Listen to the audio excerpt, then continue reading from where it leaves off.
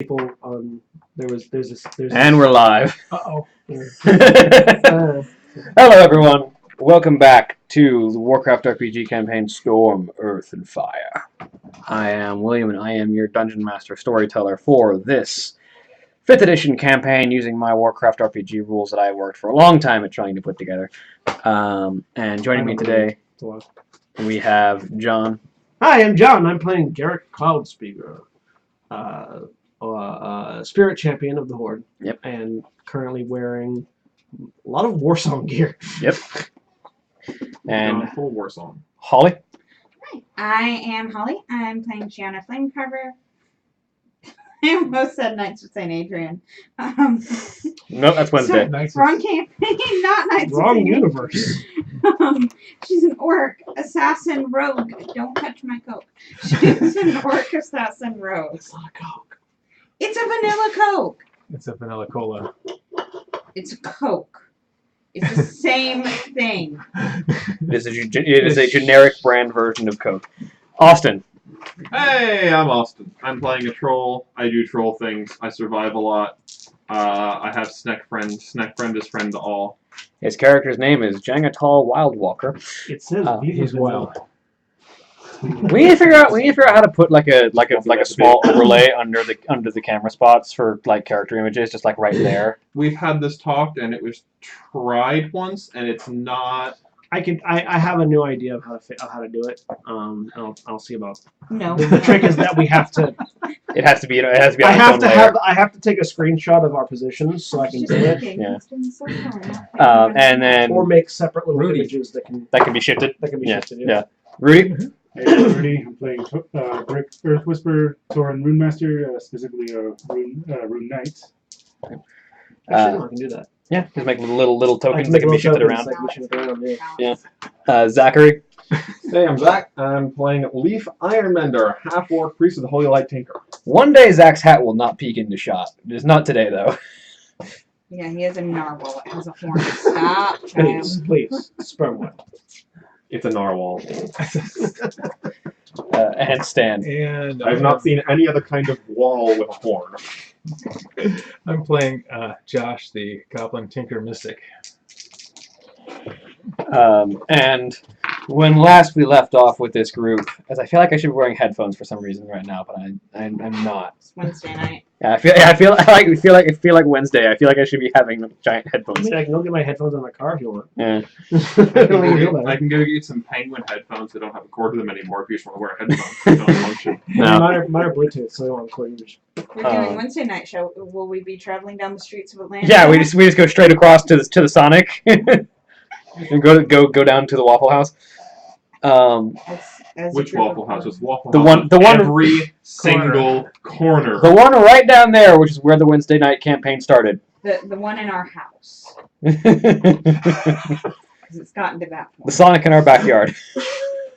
But Give me the dice. when last we left off with this group of adventurers, they had journeyed into the former dwarven, former orcish fortress of Grim Batol, in search of a Warsong Howling Axe to bring back to one warlord Zayla to help her with her attempt to push forward and claim the chieftaincy of the Dragonmaw clan away from the current overlord Morgor, and take back the clan from him to align it with the Horde before the Horde's fleet arrives and is going to be in need of Dragonmaw port. Journeying through, they encountered a surprisingly light Twilight's Hammer presence, aside from a few raging elementals and a flyby from a black dragon. In which they discovered the reason for that was that there was another pair of individuals, a human by the name of Dawn Chaser and a night elf by the name of Falaran, There's more than just two. carving their way through the Twilight's Hammer in their own search for something that they seem to have not found here. The party, after managing to find what they were looking for and running across a rather energetic human who That's a word. enlisted their aid in finding his adventuring party. I feel the orcs were very restrained in not killing him. I took his teddy bear. Trying to find Except that it the. was an enchanted teddy bear returning, so it didn't even matter. Also, that's not killing him. After assisting him in rescuing the rest of his guild, the tip of the spear, they parted ways as they left Grim Batol. So that is where we pick up with the group of you making your way out of the fortress, new equipment in hand after having acquired a significant amount of new gear as well. Having swapped my Kodo base back out for a ward. Mm-hmm. Because he wants to eat something. Yeah, let's see what's something in his mouth.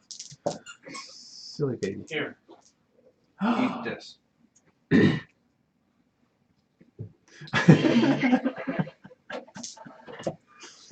No, take the pot.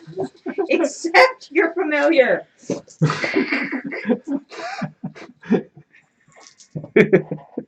Is he pulling up yet? Not yet, but he's about to crawl. He can pull up into the crawling position. He can crawl a couple steps and then he flops. Yeah. Beatrice is all over the place and also now standing up. He can slide himself under the couch very well. Sorry, we got distracted. Anyway, The parents got distracted. so we return to the group as they're leaving Grim Batol. Back on my. John, don't roll back. So his hand was That's there. alright. Shall we return to the Dragon Mall? I believe so. We have what we need. Sure. Unless you want to go back and kill that guy.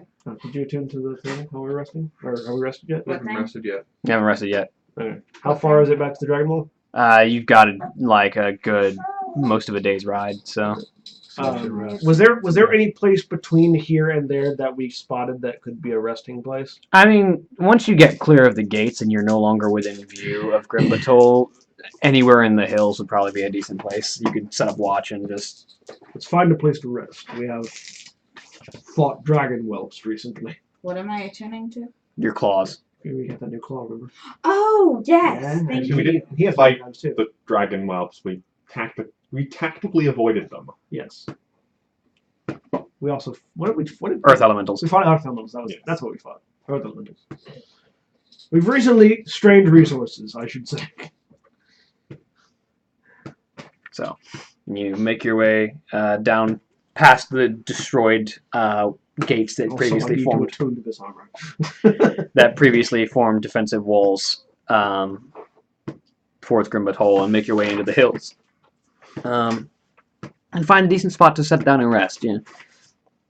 I'm not gonna make you roll for perception. You have you managed to set up decent watches, and nothing in the area is particularly keen on encroaching on the large group of you.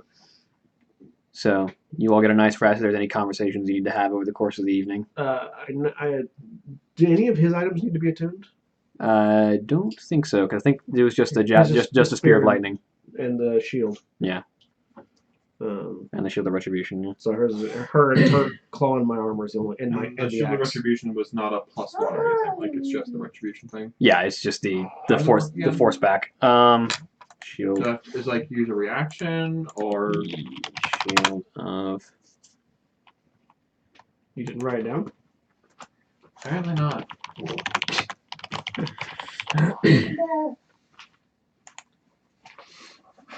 I apologize. I was not quite in it last Sunday. Considering it was 2 Sundays ago, yeah. Is it Yeah. 2 or 3? 2? It was Oh. 2. Yeah, I'm not last. quite in it this Sunday either. Sorry. I wasn't quite in it last Sunday. That's fine. We weren't playing last Sunday. No, that's right. Last Sunday we were at the doctor's with a sick child. That was it. Yes, I was in the hospital. So Yeah. you definitely weren't in it last Sunday. Whatever.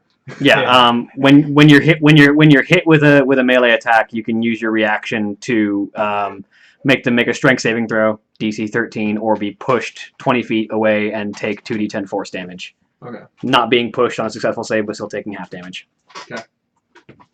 And Yeah, the spear I remember was a +1 and it did 1d6 Also, lightning damage. I and may then have javelin not. of lightning. I may have. No, we did rescue your brother. He's fine. And that Yeah, that shield has the Yeah, shield that's has 6 charges and regenerates 1d6 plus 1 at dawn. Well, Josh, how much did you make off with? I asked, so the GM can tell you. Rampaging I say through about the. 20 gold. I only admit to 20. You only admit to 20. Well, you made about 2,000 Okay. just ransacking that treasury. We saw you ransacking the treasury. Yeah, it doesn't Well, matter you know, if it's somebody had to. And that's just what you didn't separate, because I know I told the rest of you a gold amount that you did get. I think so. And you will be sharing, right? I think the Sure, the, sure. the, the Yeah. amount to split was like 8,000 or something. I forgot. Yeah, so you grabbed an extra 2,000 on top of that, so you got an extra 10,000 gold pieces just in your inventory. And Okay. I know.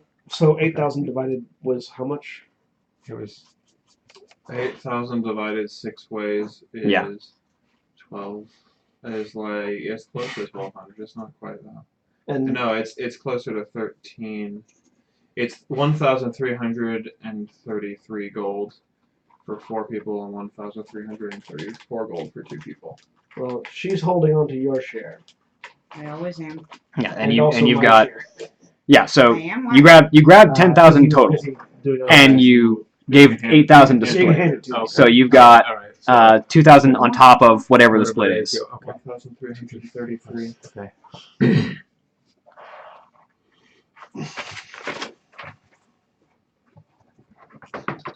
Gareth was busy, like, having internal feelings about things.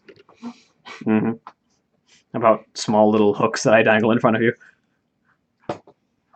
A sword and Yeah. armor and an axe. Small little hooks. When you give me a handful of knives, I gotta use them occasionally. Yeah. No, I refuse. No knives are allowed in this vicinity. Oh, I've already got your knives running around. You just haven't noticed them yet. Knives are made sharp with ponies. Austin, I feel like you should go lay down. Do you need to go lay down? Fine. Not just me now. At the moment where you start slurring like you're drunk, Austin, I feel like you need to go lay down before you're unable to actually go lay down. You already mentioned that it's difficult for Ryu to carry you, so The floor is everywhere. You can always lay on the floor, yeah. At the very least, on the couch over there. There's 6 of us. We could all. I was gonna say we could all take a limb. I have 4 limbs. Sorry. He has 5, you count his head, Oh, and then a torso. So 6 of us. okay, yeah. 6 of us then. 5 extremities at his core, yes. We could play light as a feather. that might be slightly difficult No. going upstairs. With Austin's condition, it's more operation. Don't touch the walls. Seriously, Austin, go lay down. And at the very least over there, so you can still contribute. You can take the iPad with you. Go lay down over there, so that if you fall over, you're already horizontal. Don't give it to paper Chelsea. Rudy, you're not helping. You see, No. We're not asking you to give in to peer pressure. We're asking you to give in to common sense. you see, when they say don't give into peer pressure, they don't typically include your wife as one of the peers. I will beat you with I'm- the broom I'm- again. We're not saying go away and don't play. Just play over there, where if you pass So out, that if you it's fall okay. over, you don't hit everybody. Yeah. Here, You can like stretch out and lay You down, can- and then you're still part of it. you can even take my dice tray with you, so you have that thing to roll with. I'll be fine. Or you can lay down with the baby. Babies are cute. I like babies. This one's Take a little dice, warm. take dice, your iPad, and this dice tray, and the baby. Don't pick up the right now. Can you get up? You just don't want to, clearly. You could get up whenever Do you you need want. assistance getting up? So fine. Leo, clear off the stuff off the couch over here. Austin. Fine. Austin, do you need to lay on the couch or go upstairs? Probably go upstairs. Okay. He needs to go upstairs. Yeah. Can you make it upstairs? Yes. Help him get upstairs, please. Anyway, so he takes a long rest, and the rest of us. It's alright. Jean Gatal continues to not say anything. Austin has made the convenient choice of playing a character who doesn't speak. Just Yes. at the very, just make sure he gets up there if not helping him. Do you need my assistance? I am so I'm fine. sending Do Rudy you up with need him. my assistance? Looks like yeah, Fine. Rudy I up can behind him. support most of his weight. Okay, we're sending Rudy up with him. Alright. Oh boy. Do you want to help the Okay, So now that's done. So, In progress. Remember, people, if you have somebody that has physical disabilities, to be entirely supportive and force them to take it easy when they need to. It was closer to your time. yep. 11:30, not 8. 7:30. Sorry, yeah. Yes, it's 7:12. It is. I can't talk. Whatever. Or are you taking bets? Yeah. Remember, I said 7:30. She I bet said on my 8. husband. Yeah. Please no one judge me. I beat him with a broom, really. Well, I threatened to beat him with a broom if he didn't go lay down earlier, but it worked. It was the thing that got him to go lay down. I didn't actually hit him with it. I just held it. I like how you just like I as like soon how as you're that. continually backsliding on this statement with nobody saying anything.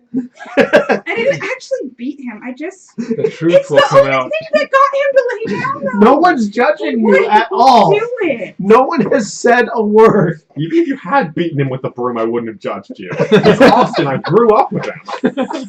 He was like hunched over in the kitchen and about to pass out. It's like, honestly, if you beat him with the broom, you probably deserved it. Yeah. Exactly to the If you just Thank say with you. no context that you beat Austin with a broom, I'll by default take your position until further information is revealed, which will probably justify you anyway. What we're saying here is your entire family agrees with you when you beat Austin with a broom. Anyways, we would take a long rest. Any conversations that need to happen over the course of this long rest? We already had them. I don't know. You missed them.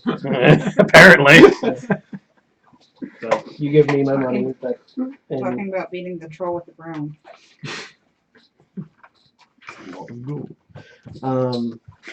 no, I'm just I'm gonna take the however much of the long rest my watch is, and in addition to attuning to the armor and the axe for now, I'm going to study the Bladewind sword. Mhm. Just like sort of draw it out and investigate it, see if there's anything I can learn about it, as well as cleaning it up if it needs to be. And it's a keenly crafted blade. The design work is elegant. It is that sort of curved blade style that the Bladewind and later the Burning Blade clan made famous among the Horde. But this is a smaller one than the Burning Blade used. Yeah, it's not a two-handed weapon. It's definitely a one-handed. It's a longsword equivalent. And the because you know that Orcish history, axes and spears were the primary weapon type that most orcs preferred. Swords didn't really come into play widespread until the Horde formed. Yeah. Then they started picking up the use of swords because their targets were humanoids, not beasts. But the Bladewind, even before then, had a sort of a martial stance and a practice that led them to wielding more elegant edged weapons. Even among hunting beasts, it was part of the challenge for them was the art of the sword involved in hunting animals, which is part of how the Horde learned to make swords was from the Bladewind and other blacksmithing clans that had access to that kind of knowledge and skills, as well as what they learned from the Burning Legion, but not that anyone knew that at the time.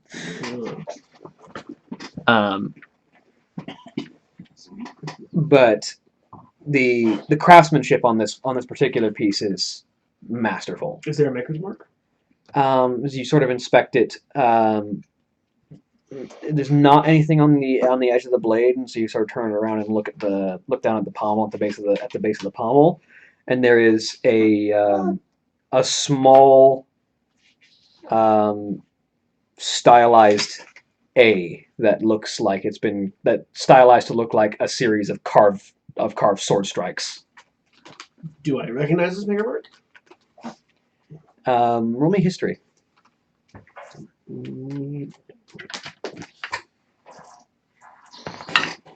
Four. 4. There's it's enough to tell you that you do recall that one of the famous Bladewind smiths, Akara.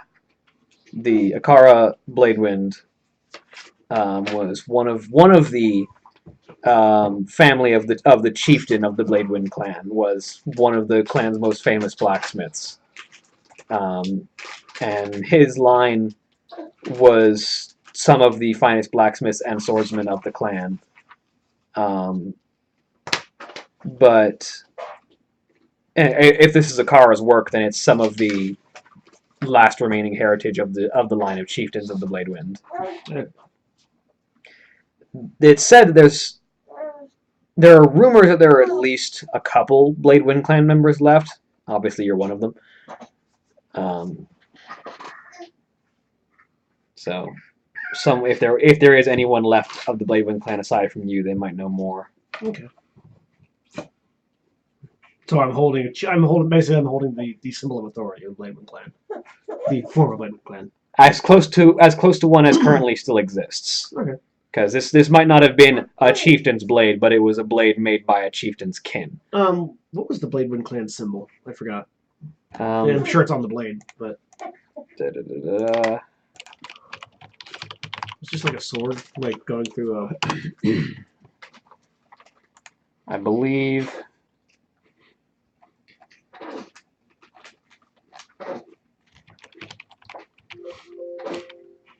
Yeah, I don't think they ever had like a defined in-game symbol. So yeah, for me, the symbol is just going to be the arc. I would say it evolves. The Bladewind clan symbol was what sort of evolved into the Burning Blade clan symbol. Mm-hmm. So the Bladewind clans is a sword at a diagonal, sort of upright, as if mid-strike, with the trail of clouds and wind tracing following behind it. As opposed to fire. Yeah. Which on the sword is reflected on the side of the blade with the sort of the wind pattern that goes across the blade. You've been making our taverns, right? Yes. And the addition to my Hashimono or Sashimono. I mean, at this point, we've had like a few weeks or something since we've started this, so yeah. Should we just say that I've done all that, or roll for that? Or... Roll me a quick tailoring check with your spirit. Did you roll a natural 20 on your tailoring check? That was a 10, not a 20. Oh, No. sorry. I saw the 0. I couldn't make out the first number. Yeah, that'll be 17. 17. All right. Yeah, you've probably got enough tabrets for the group. Along with a sash for me. Yeah. Yeah. It's like half a cloak, kind of. Leaf, could you do me a favor? Of course. What is it? Pulling off the Sashimono and planting it in the ground. I'm going to use a stick to sort of just to draw out the Bladewind symbol in the ground. Mm-hmm. Could you add this into my Sashimono? And so I recognize that design on the blade as well and everything. The design itself is not on the blade, but the blade itself has sort of a wind pattern across the edges of it. Of course. Black thread on the red would suffice. All right, I can do that. Thank you. I'll go ahead and Just like underneath the Horde logo. Just take it and start looking it out and measuring it out and everything. Yep. That'll be easy to accomplish. In fact, you might be able to accomplish it over the course of the evening. Go ahead and roll another tailoring check with your agility this time. Oh, that makes it lower. But 18. 18? Yeah. Over the course of the long rest, you can have that applied. Cool. What was the symbol of the war song? The war song symbol is just like the screaming face. Yeah. I'm wearing the rubber. I don't need to have that added. Actually, another project for the future, but adding that in like right now. Like basically the idea is that it's like Horde symbol, these two symbols. Yeah, and it's and then our guild symbol. Yeah, it's right, like right here. Like it's just the sort of Yeah. the howling face. It's the howling face backed by 2 axes. Yeah. So then explaining basically like the end result is the horde symbol, these 2 particular clan symbols, and then our extension to the Sashimono underneath it, so that it's then our guild image. Makes sense. That's all I needed to do. Was just request those 2 additions to my Sashimono. So, And also, we need to figure once Holly gets back, we'll figure out what her claws do. I don't know if you ever said what the claws do. I believe I established that they do an amount of extra lightning damage, but I think there was Yeah. I know that was the spear, but I didn't know if that was also the claws. I Anyways, assume they were both electric in some respect. didn't know if they were the throwing the electric kind. You could throw the electric ball. But so you all complete your long rest and awaken the next morning and prepare to ride out. We make for the Dragon Maw camp now. So make for your meeting spot at the very least. That or wherever the meeting spot was. Yeah. Which I assume would have been Dragon Maw camp. Vaguely near the Dragon Maw camp, yes. Yeah. Because Dragon Maw Port Dragon Maw is not currently friendly to you. So you had a meeting spot outside of the camp where you set up a smoke signal. Still heading to that general Is direction. it not? Why is it not friendly to us? Because its current Because chieftain is a fell orc. I missed that whole thing. Okay, yeah. Yes. He was gone for 2 That days. was part of that was part of the when I asked to be filled in. Yeah. Yeah. Yeah, the Dragon Maw don't really like us, so we need to, in some way, convince them to be on our side before a large supply convoy has to go to that port. And basically, the way that we're convincing them is by indirectly committing a coup by aiding one of the lieutenants or captains or whatever. Yeah. In claiming succession through a duel. Yeah, because the last time Hence why we're getting her the enchanted axe so she can win the duel. the last bit of information I recall was we were at the Dragon Ball camp, then we went to save all the prisoners, then we saved the prisoners, and I don't know what happened after that. Yeah, Blood Gulch isn't strictly a Dragon Maw camp. It's a Horde camp. There are some Dragon Maw members there that are working with you. Okay. But the Dragon Maw as a clan are not on your side because their current chieftain is a fell orc by the name of Morgor. Okay, so we're going to Blood Gulch. Mordor? Mordor? Morgor. More as in gore, more of it. More gore. Going to Mordor?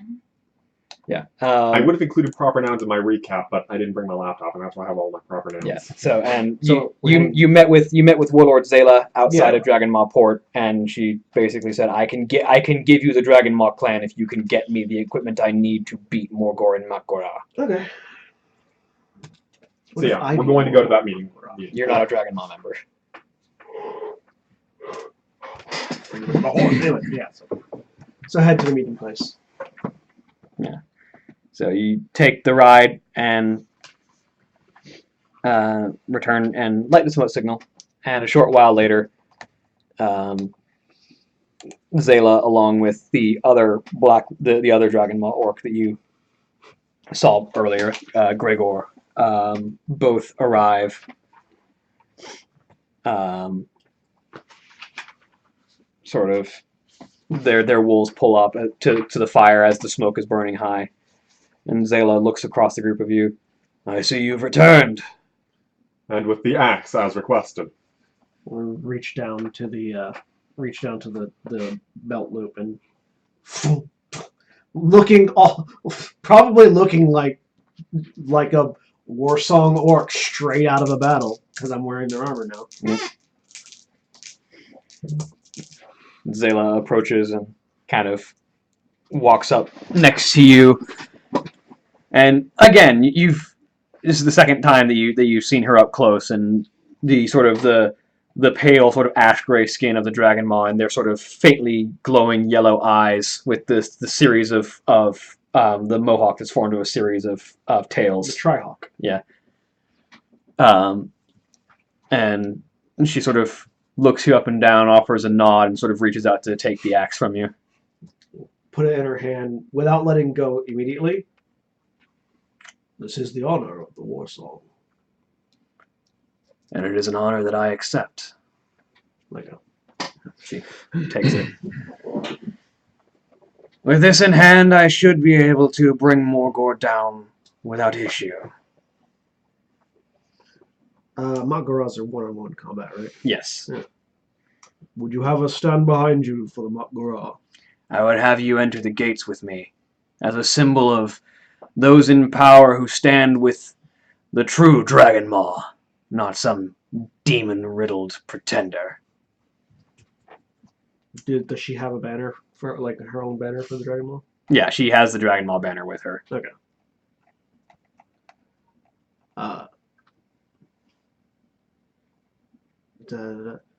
Would you like to join our banner to yours then? If you would ride beside me. I was thinking of because when clans that use banners like unite, they basically like will attach the banner to each other so that it's one banner, even if it's not like sewn together, it's still one banner. But at the moment, we are still the Dragon Maw, but we ride together to show that we stand as allies. We're the Wolfpack. Do you have the stats for your new claw? I think I wrote them down. Let me check. What's it called? Her new claw. I don't know if I gave you a name for it or not. Something nose picker. Nope, I do not have it written down. I don't think I got the stats for it. Yeah. It was after the game session. Okay. Yeah, it's a Frost Wolf Claw, and it deals an extra 1d6 lightning damage on top of the regular damage of the claw. How much? 1d6, and it's a +1 claw. So it would be. It's gonna go up to So it'll be- 66. So you put your Frostwolf claw there. So it by itself does 2d6, and then your sneak attack added onto it. Okay. +1 for being a magic weapon. Cool. It's going to be a +10 to hit, Okay. because +1 adds it to the attack bonus as well. And it's going to be 1d6. He said 2d6. Well, it's Plus 1d6 1d6 +6. plus 6, so what, Yeah. 7? No, 1d6 +6. Slashing. 1d6 plus 6. Yeah. This is the slashing damage. Okay, sorry. 1d6 plus 6. And then underneath that, 1d6 lightning. You have to separate them out because things might be resistant to the lightning damage, but not to the slashing. Okay, but then I add that to my... Yeah, you add them whenever you roll. But And then your sneak attack goes on top of that at the Yeah, end. that's what I mean. yeah, Okay, what's my sneak attack by itself? it's right there, which is already listed, Okay. so you don't have to. You don't have to So I'm modify it. adding that to that. When you get the backstab. When I backstab. This is your normal attack. and when you Right. backstab, you can add that. Okay, sorry. Thank It's you. okay. When you backstab, I think you're at what, 46 right now? 5d6. So you'd be rolling 7 dice when you backstab. That's awesome. One of which is lightning, so you have to keep a track of that. Yeah. So, yeah. Oh, that was the other thing that it can do. You can cast Shocking Grasp with it. How many times? It's a cantrip forever. Yeah, but it's an item, so. Yeah, but it can cantrip. Okay. It gives How much it, damage does Shocking Grasp do? At the moment, 2d8. and it uses your intelligence for cast. Or, no, it uses your spirit for casting. So you would just have a +4 to hit with it. Okay, Because it's a shaman's weapon. gotcha. Is that 2d8 plus anything? Just or 2d8. Flat Okay. 2d8 lightning damage. Alright. It goes up to 3d8 in 2 levels. Yeah, at level 11. Okay. Shocking Grasp is useful if you need to, say, stop something from hitting things, because it takes away their reactions when you hit them with it. Also gets advantage if they're wearing metal. Yep. Like humans. Yep. Also, you can sneak attack with it, because it's technically an attack roll. Awesome. You can. No, sneak attack. Oh, it's weapon attacks. That's right. Specifically, you can't Yeah. sneak attack with it. Unless you are a arcane trickster, can sneak attack with spells. I don't know if they can. I believe it's one of their abilities for arcane trickster. Not relevant at the moment. Though, Yeah. So. But yeah.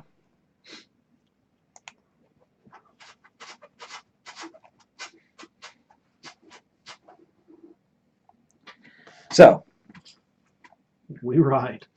Arf, arf, arf. yeah. So the group of you mount up. Skeleton things?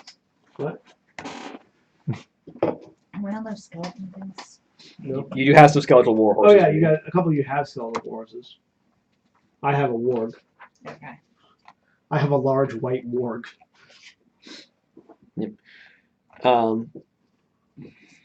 So Would it be white or red? I wonder actually. It's a spirit. It's the paladin's fine steed. So it's a divine mount. But yeah, it's probably Snow White, yeah. Okay. maybe with a faint blue tinge. But you mount up and ride, and as you ride down the slope towards Dragonmaw Port, more of it comes into view, and you can see that it is was at one point a fortress on the water. Definitely a strong, at least formerly was a strong and well-defended, well-built fortification. You can see signs of disrepair as you approach, like it hasn't quite had the supplies or at least the attention given to it to keep it fully up to snuff. You can see that there are areas where small holes or rips in the wall haven't been tended to, or where covered roofing has not been properly upkept and so it's starting to fall in. What's wrong? There's just the general sense that this place has seen better days as you approach. And Zayla sort of rides up close, and you see one of the orcs on the wall manning it sort of looks down at the group that's approaching and calls out, "Zayla! You bring strangers into the camp! The chieftain will have their heads!" And Zayla sort of calls up, "The chieftain won't be chieftain much longer. Announce to the camp, I invoke Makgora!" And the other orc sort of, "We knew this day was coming."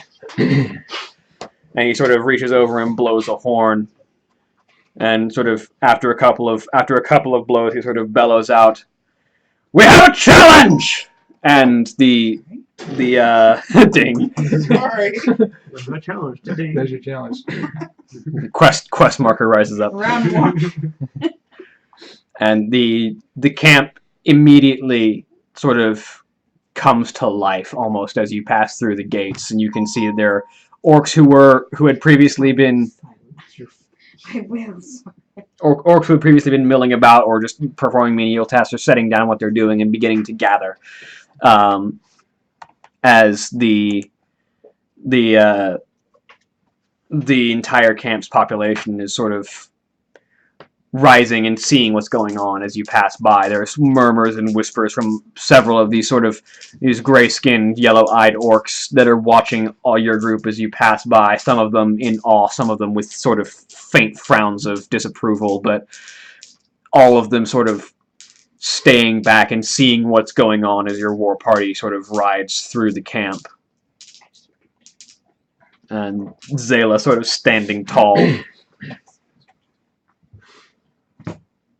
as the group sort of maneuvers through. You come towards the center of the camp, where there is a large central building that is decorated. It has the usual sort of horde construction of being made out of stone and large pieces of bone that sort of form the very, like the the structure of the roof, the supports on the roof are made of large animal bone that sort of curve out the outside and form these sort of bone spikes on the edges. But on top of that has been decorated with skulls of various dragons and humanoids. And it's definitely been decorated beyond the initial construction, and some of it has been painted with blood. And it has this, more than the usual orcish construction, has a very aggressive and malevolent appearance and mien to it. And you can only surmise that this would be the chieftain's home. And as the party is moving into the center, an individual steps out of that tent, of that structure, and it's a jarring sight for all of you, because not even you have seen this level of corruption in an orc before. This individual that steps down is a hulking figure in heavy brown and burnished bronze plate mail, with spikes across the shoulders and a heavy head guard that rises up above the top of the shoulders to protect the head from the sides. This individual, her skin is blood red, and that's not paint. That is the coloration of their skin. Are they an orc? Yes. And their eyes are a similar bright red coloration with an eerie, fell glow to them. They're normally orcs just have like the pair of tusks and maybe a smaller pair next to them. This individual's face is just a cavalcade of just horrendous, spiked, angry teeth that don't quite seem to fit in their jaws. Just this series of angry tusks jutting out from their lower mouth. Was I already gone from the war zone by the time that happened in Oh, yeah. the Third War? Oh yeah. And even then, the Chaos Orcs were nowhere near as deformed as a Fel Orc is. They just turned red. Yeah. Nowhere near as mutated as a true Fel Orc seems. And there's this ridge of spikes that seems to run down his back that emerges even out from under the armor. And his jaw, like aside from the massive fangs, is also like a pair of spiked protrusions right here on the sides of his jaw. We found someone who is sized to me how I am sized to them. Yes. Are these like metal? Like, No, this is part of his face. It's like, Okay, yeah, this is just part of his face. Yeah. he has demon horns coming out of him. Okay. He's a Wow. Fel Orc. He's a what? He's a Fel Orc. Okay. Did he trip? 1 hour. Many times. 1 hour. And I imagine if he tripped, he'd probably break the floor before his face. and in his right hand he is holding Sized to me how I'm sized to you. in his right hand he's holding a vicious looking great axe made of this sort of gleaming steel material. The center of the head is shaped in the form of a skull, and the two axe blades off of the side of it seem to be permanently dripping blood. Sort of mutter to Zayla, "Are you sure you want to face him one-on-one?" Zayla kind of looks over at you. This is my fight. I'm going to cast Prestidigitation. Stab him with it. What was that? I'm going to cast a Prestidigitation. Prestidigitation? Yeah. What are you going to do with it? It's just going to annoy him with a little buzzing sound behind his head once in a while. And you see his face just kind of scowls, and you see his hand go up and Misses. But it's still buzzing. yeah. But it stops for a little while. Yeah, But then, I'm just going to keep doing that the rest of the hour. Getting irritated because it has small noise. And as he approaches, "So, you seek to challenge me, Zayla?" Not me, her. And he sort of looks over at Zayla, and even his voice sounds like his jaw doesn't quite fit right. Like his words are just ever so slightly slurred just by the sheer size of the teeth in his mouth getting in the way that he speaks. And he sort of hefts the axe. "And you wish to invoke Mak'gora? And he brings the axe up and points it forward. Then ready yourself, for when I butcher you, I will hang your corpse from my hall for all to see, and know that none can oppose Morgor. A little bit further back, leaning over to Shiana. This is the fate that our people wished for before the Third War. It's horrifying. Thankfully, it did not come to pass. And Zayla kind of pulls the axe that she's had time to attune to over the course of the ride and kind of looks up. I don't just fight to bring you down. I fight to restore the honor of the Dragon Maw that you have destroyed. So come, Morgor. When I hang your head from the chieftain's hut, all will know that the Dragon Maw bow to no demons. And so the fight begins. Did she, because she mentioned that there is space for a shaman to issue like some kind of To bless, spell yeah. on her. Did she have someone to do that, or did someone do that No yet? one has done that yet. I'm going to go ahead and cast, because I actually don't have that many good buff spells, I'm going to go ahead and cast Bless on her. Cool.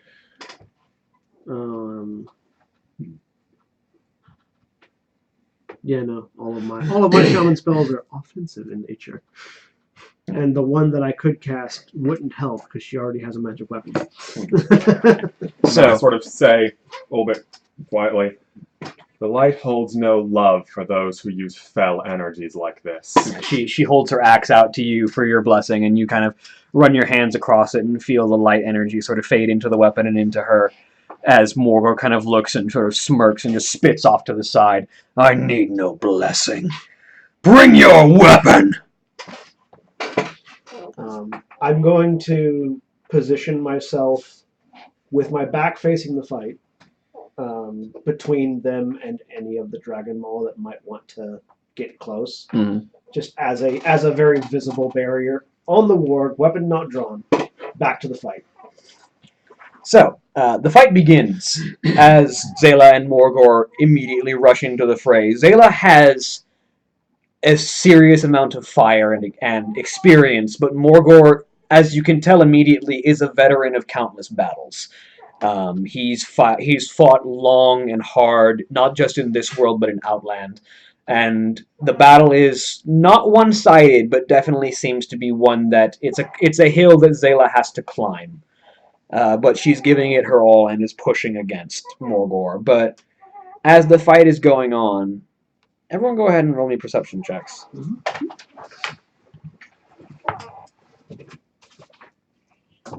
16. Natural 20. Yeah. 26.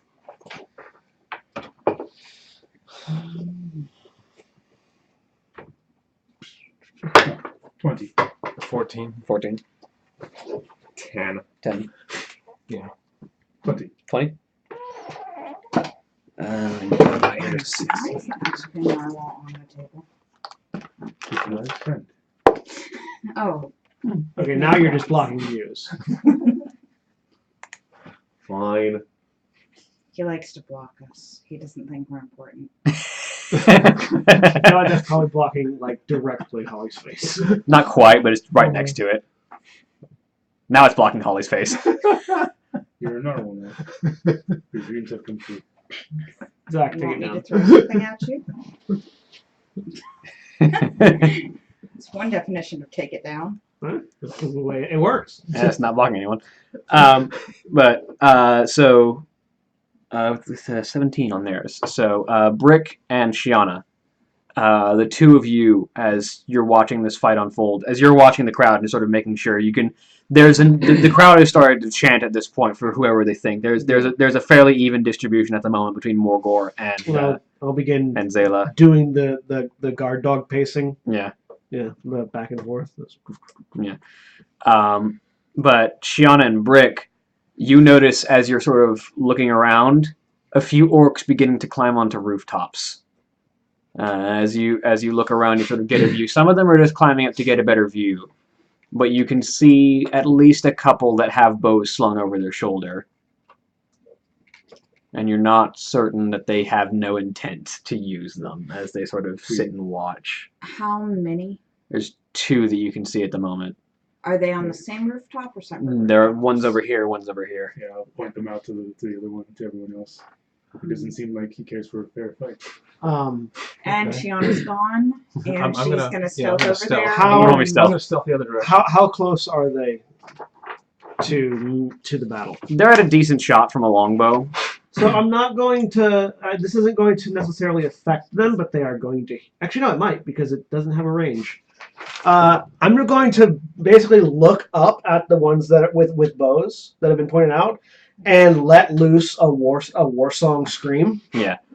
And the actual range on it is 30 feet around you. Is that around? So yeah, so it's not going to affect them, but I'm just going to let. I'm going to let that demonically that sort of demonically terrifying scream let loose, with the knowledge that I can see you fuckers, and see if it causes them to rethink their I'm gonna course of stealth the action. other direction from wherever she goes. While I'm gonna go they're- the other direction. they're- So you roll stealth, you roll stealth. 17. I don't know if you want me to roll an intimidation 20. check or anything. 27. Go ahead and roll me intimidation. See if I can make them back down without them having to kill anybody.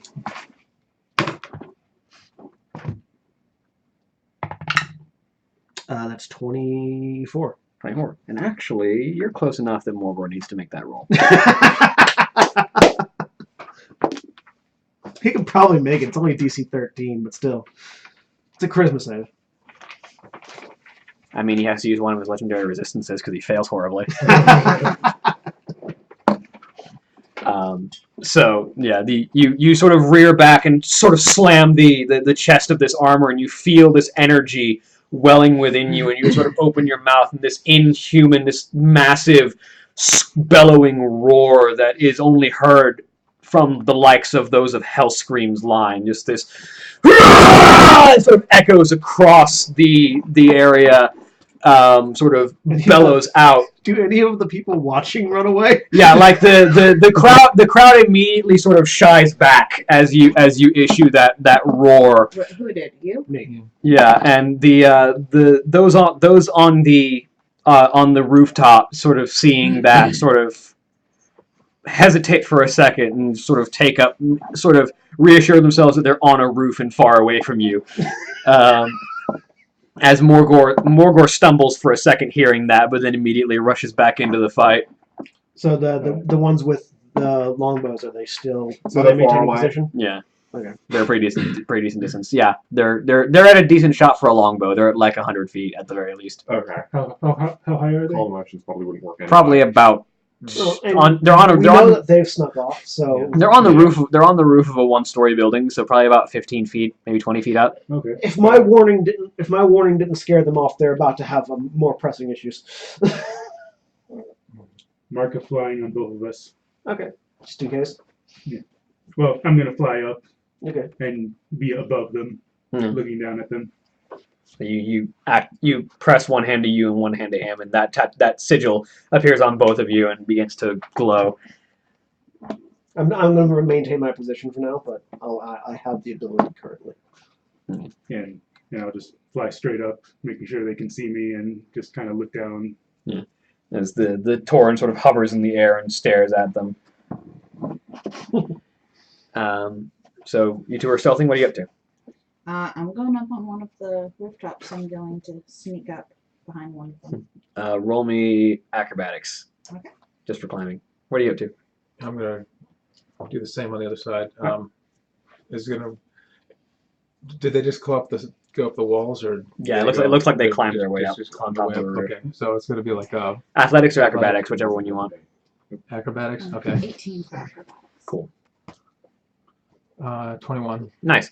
So yeah, the two of you sort of deftly scramble your way up the buildings and sort of climb up behind them as they're sort of focused on the fight and what's going on. You can see that they're both Dragon Maw orcs. They've sort of in a kneeling position with the bow slung over their shoulders, just like one hand on it, sort of keeping an eye on what's going on.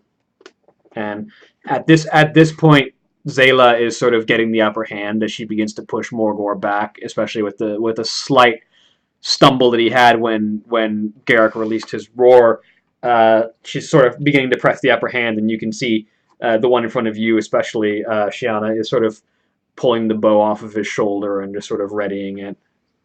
And Like a she's- and she will go up behind him and backstab. All right, roll me an attack with advantage because he doesn't know you're there.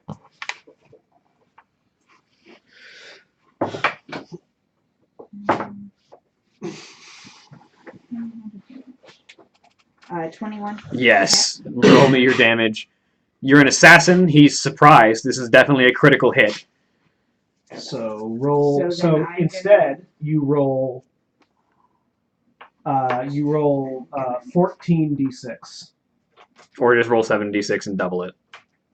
14d6 is more fun. It is, Yeah. no, I'm with I Sean. can It give you is, it is D6s. more fun to roll. Do you have enough? Do you have enough d6s though? I We will find may. them. How I many do you have have? tons of D6s. Yeah, he's 6, got a lot of 8, them. 10, 11, 13, 14. Wait, what was it? 14. Okay, D6. so. Wait, Which one is your lightning damage? the red I'll die do is the- taking Yeah, I fancy. was going to do the red. I'll do the red die. That red die is pretty good for me. Actually, well, 2 of them are going to be your lightning damage because that's yeah. So the red die and I'll do the red and the silver metal one. okay. The red die is mine. No, the red die. No, the red No, die is that's mine. one of the ones that Zachary gave me, I believe. Yeah, I think. Oh, so. never mind. No, it's not. It's Yeah, mine. never mind. This is my red die. Never not yours. mind. Sorry, I was looking at another one of his. Now for the math. 10, 15. Kill him with arithmetic. And then all of that plus 6. 22, so 20. Okay, hold on.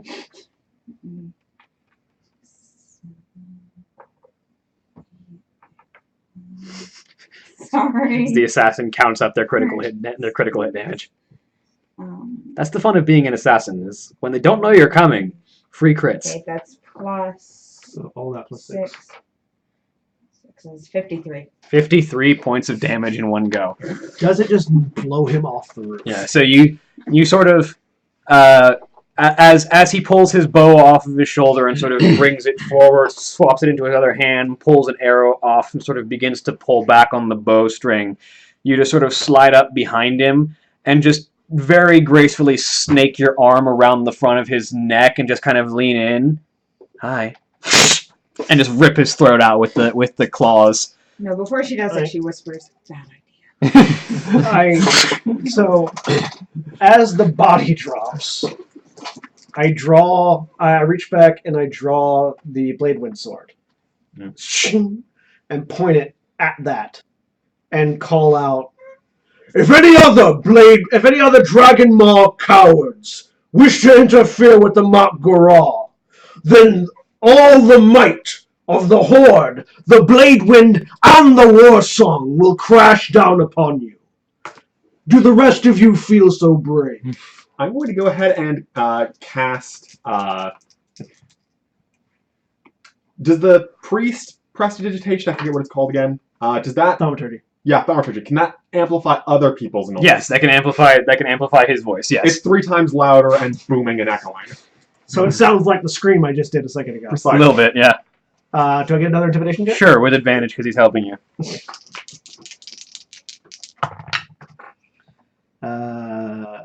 23. Yeah. So the the crowd definitely seems to be cowed to a certain extent, By but the other archer. yeah. So as you reach the rooftop, you can see that Shiana deals with the first one, and the other archer sort of looks up, sees his backup fall, and had the bow drawn, and just kind of. So it's not kind of sort of slowly slides the bow back onto his shoulder. I'm just gonna kind of stay hidden behind him and just kind of stay silent. Yeah, See if just sort it of does keep an eye on him. Like, Shiana will just stare at him. With the claws. Yeah. That's all she's got. You're next. And if he even moves, you're just going to drop a flea bomb down his pants. So. No, I was gonna blow him off the roof with a thunder wave. So yeah. Seeing nobody like resisting that command, the sword goes back.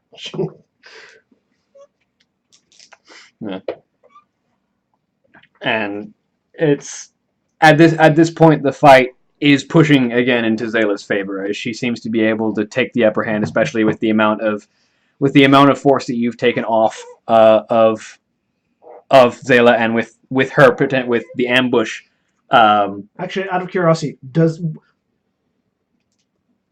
I don't know what role it would be, but would that also apply like any sort of like inspiration, like force of like support to Zayla? Potentially. I don't know if I need to make a roll for that, but it'd be a but charisma roll. those of you who are still on the ground near the battlefield, those of you who are still on the ground near the battlefield can go ahead and make another perception check, though. Your head's too round. I know. Natural 20. Nice. I think it's only me. It's me and Leaf are the only ones on the ground near the battle still. If you want to make a perception check. And you can also as well, Brett, because you're floating above it. Yeah, It's floating up top. Nice. Yeah. That is a 25. Cool. You have Natural 20. natural 20. What does that make it? 20. 20. That's I have a +0 modifier to our perception. that's Plus 7. 9. Okay, you're too busy watching the crowd, but I cast shaman spells, but I'm not a shaman. so the two of you, as you're watching in the middle of this fight, as Zayla is sort of getting the upper hand, she brings her axe up and readies it and begins to bring it down, but as Morgor sort of leaning back on the ground, he reaches down, grabs a fistful of sand, and throws it into her face. And as she staggers back from the surprise attack, as she's unable to see what's going on, you see Morgor sort of reach into the back of his belt and grab a vial and slam it against the head of his axe. So it's a when Did I see that? Yes, with your natural 20. when I cast Sanctuary, does it make something visible? Yes, it sort of forms a sort of shield of light around someone. I turn, and this is going to provide him cover for whatever he's going to do. I'm going to let loose another scream from the harness, and what are the rules of Matgora? It is strictly speaking, this one's a little light on the rules because normally it's no armor, one weapon, blessed by a shaman of your choice to the death. But they're still keeping their armor on because it's not really like they don't have the time to get set up in the full ritual. But it's one weapon blessed by a shaman, not one weapon with poison added. No, generally speaking, poison is frowned upon. Yeah. What would that do to the Matgora? What would the rules say what should happen at that point? It's difficult to say. In most clans, that's a disgrace and would be looked down upon, and the person would be considered a disgrace whether they won or not. And in some clans, they would just be killed. But you know that this has actually already happened. It wasn't intentional and it wasn't knowledgeable, but in the Matgora between Garrosh, Hellscream, and Cairn Bloodhoof, Magatha Grimtotem managed to get herself to position as Garrosh's shaman and poisoned his axe without his knowledge. Yeah, but that was outside interference. Yeah, but that one sort of Garrosh took it as a personal insult to his honor, and a lot of the horde sort of had a negative response to it. But the Matgora still held true because Cairn's dead because of it. Yeah. So and you can't take that back. So he's just taking this little vial and crashing against his axe. Yeah. I'm going to go ahead and, as soon as I see that, thaumaturgy to create an incredibly loud glass breaking and then sizzling sound at that poison to draw as much attention to it as possible. All right. And so I let loose another scream. Mm. And what was it? Morgor? Was it? Yeah. Poison is a coward's weapon, Morgor. It has no place in a Matgora. He does make a save. And so he sort of rushes forward and brings his axe up to sort of strike it down at Zayla. She's sort of blinded by the sand. But hopefully she got enough of a warning. yeah. And so, but with her eyes still clouded and one hand still sort of cleaning her eyes out. And the axe still making a bit of a sizzling noise. Yeah, as the shattering sound is amplified and the axe is sizzled and your verbal warning goes out, she sort of, with her eyes still blind, as she hears the axe coming in and just rolls to the side, and so the axe digs into the dirt. She finally manages to clear her eyes and looks up. So demons don't make you strong, they make you cowardly. As Morgor sort of abandoning any sense of rationale or sentience, just sort of becoming a bestial berserker as he rushes forward and brings his axe up and sort of brings it down, as Zayla sort of brings her axe up and catches the hook of his axe, and then brings a boot up and plants it in his chest and forces back and sends his axe flying away into the dirt behind her.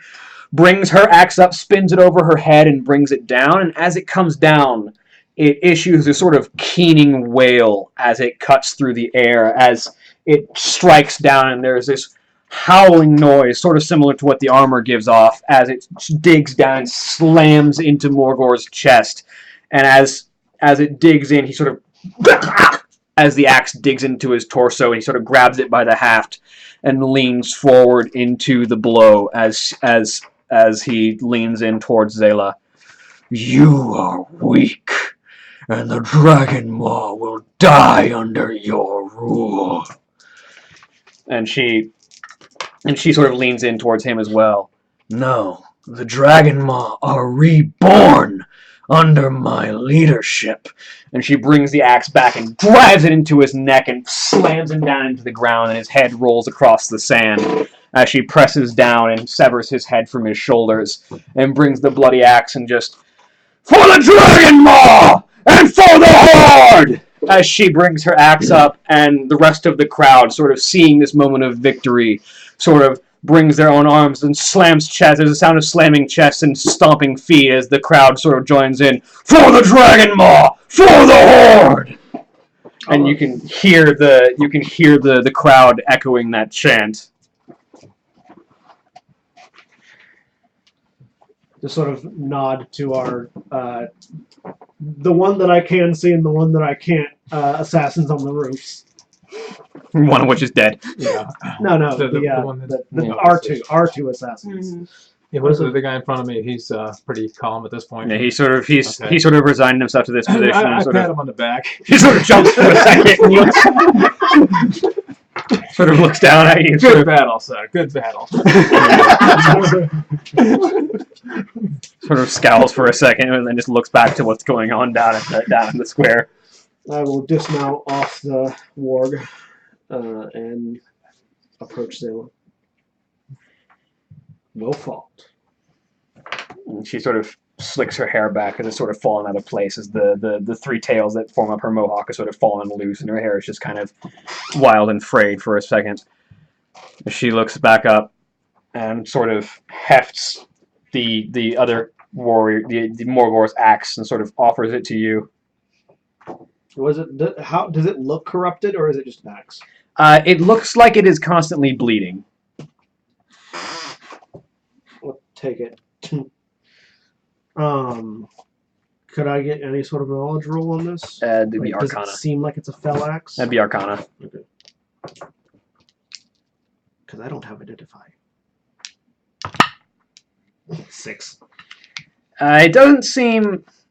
It certainly doesn't seem nice, but it's not like oozing any fell whispers or any evil like corruption. There's no fell fire on it. It seems like it might not be the friendliest of enchantments, Yeah. but it doesn't necessarily seem fell. So take it, and then hold it up, indicating a cross axe. Yeah, she sort of crosses the Warsong Howling Axe against yours. For the Horde. For the Horde. And not a moment too soon, she says, indicating out to the horizon of the ocean, where you can begin to see red sails on the horizon. And it looks like your war chief got a little impatient. This is our war chief is still Garrosh, right? Yes. They do tend to do that. The Hellscream are not one to wait on others' schedules. Ready the port! She calls out to the rest of the Dragon Maw. We've got new allies incoming! Oh, okay. Okay, sorry. What? I couldn't remember who is that coming now. Oh, our Yeah. Garrosh Hellscream. Okay. Alright. As I'm walking back to the ward, I'm just gonna hold the axe out towards Leaf. Can you identify this? I look at it. Would detect magic or knowledge religion help? Religion you could do. You could also do Arcana. I don't have Detect Arcana. magic would definitely tell you what what kind of magic it is. Religion. Let's see. I can cast detect magic. Anything in the way of history? Tell you what it is. Anybody? You're up on a roof. History might. I know, but I'm that's a coming down. 25 religion, and then also going to cast ritual cast detect magic. No, we don't have time to ritual cast detect magic, I don't think. Yeah. Eventually, yeah. So what was the 25? 25? It's got some kind of necromantic enchantment upon it. If you had to take a wild guess, you would say it's a vampiric weapon, which basically means that it will offer its wielder extra vitality as they injure their enemies. Something like life stealing. It's a weapon that steals the life of those it attacks. I could see it being put to use for the Horde then. And I will hook it into the plate, because it's a great axe, right? Yeah. I will hook it into the same axe belt loop that the Howling Axe was in previously. Let's go meet our war chief. As I mount up onto the ward. Shiana will climb down off the roof and meet up with you guys. The war chief is coming into the port. I saw. Let us make our presence known. I'll fly back down and join the rest of them. Yep. I'm going to see if I can. And I'm going to use this axe because I definitely could use a life-stealing weapon. But I'm going to see if I can cleanse it at all to make it look better, like more in line with the spirits, less in line with fell energies. I mean, Get that artifact customization going. the visuals of it is just that the axe itself seems to bleed. Yeah. And has a giant skull on it. Yeah, I mean, Just paint a little smiley face. I mean, skulls are fine with spirits. It's the bleeding parts. just a little concerning. It's a little concerning. So you ride down to the port with Zayla and a number of other Dragon Maw who are rushing down to sort of ready the port, sort of readying moorings. Garrosh has Gorehowl, doesn't he? Yes. Yeah. And the you ride down and make it to the port right as the ships are driving closer. It'll take another 15-20 minutes before they're all sort of moored, but the Dragon Maw send out a signal that it's safe to dock, and the ships pull up and begin to dock and moor themselves. And as the first boarding ramp is lowered down, a figure that is familiar to all of you at this point begins to step down. The hulking brown-skinned shape of the war chief of the Horde, Garrosh Hellscream, with the demonic horns of Manaroth sort of used as ornamentation on his pauldron, sort of curving up and behind him. Gorehowl in his hand, his chest still only lightly armored with the heavy gauntlets and the boots. Similar to my armor now. Very similar, actually. You're both Warsong. Yeah. And he sort of, with Gorehowl in his hand, sort of steps down and sort of looks out and examines the area. I see the Dragon Maw were expecting us and have welcomed us. He looks down at Zayla. Are you the chieftain of the clan? And Zayla sort of looks up. I am, War Chief. I am Warlord Zayla, now Chieftain Zayla of the Dragon Maw, and I welcome the Horde into Dragon Maw Port. She sort of raises the howling axe in salute. Garrosh sort of takes note of the axe, and you see this sort of amused grin, this sort of cocky, sort of half smile on his face. Mm. It is good to see those who respect the might of the Horde. He sort of steps down the plank and sort of crosses axes with Zayla, and they offer a brief nod to each other. We will have negotiations soon. For now, please, I must assist my warriors in unloading from our ships. Zayla sort of looks over. I'll offer my clan's assistance. Dragonmaw! Help the Horde bring their equipment and soldiers down from their boats. It's time to talk strategy and alliances. She sort of looks over at the group of you. War Chief, I must commend your warriors for their assistance in helping me reclaim the Dragonmaw for the Horde. And Garrosh sort of looks across the group of you. Ah, new warriors of the Horde. I remember you, briefly. You are of the Bladewind, he says, looking over at you. A survivor of the Bladewind, son of the War Song. Ah, I remember you now. My father's advisors spoke well of you.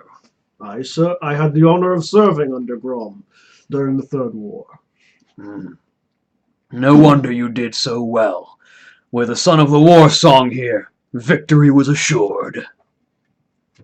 Just nod. It's like, yes, that is a true statement. The Horde will remember your deeds today. I recognize you wear the symbol of a guild. What is your name? We are the Soaring Fang. Thank you. He sort of looks over at you and offers a nod. Very well. The Horde shall remember the contributions of the Soaring Fang. And your reward will be waiting for you when you return to Orgrimmar. Yeah. I give a nod and salute. Loktar Ogar. He nods Loktar, War Chief. and he sort of nods and steps past you with Zayla. And the two of them start to begin their conversations about the future of the Dragon Maw within the Horde as they step out of earshot and continue their conversation. This massive orc that is Garrosh, who stands larger even than Garrick, with this relatively, still large, but relatively more normal-sized Zayla, sort of towering over her. War Song orcs' names begin with G. A lot of them.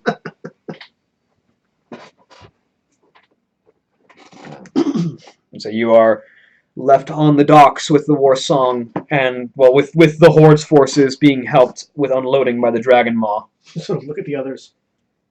Contract fulfilled? I believe so.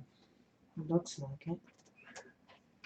We investigated, And we found, and now the Horde's here.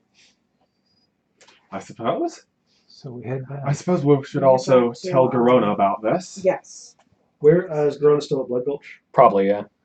We can report She back said she was to going to have a mission soon, but she Make- might still be there. It's only been like 2 days. We can make for Blood Gulch before returning to Orgrimmar. Yeah. Very well. Let's do that.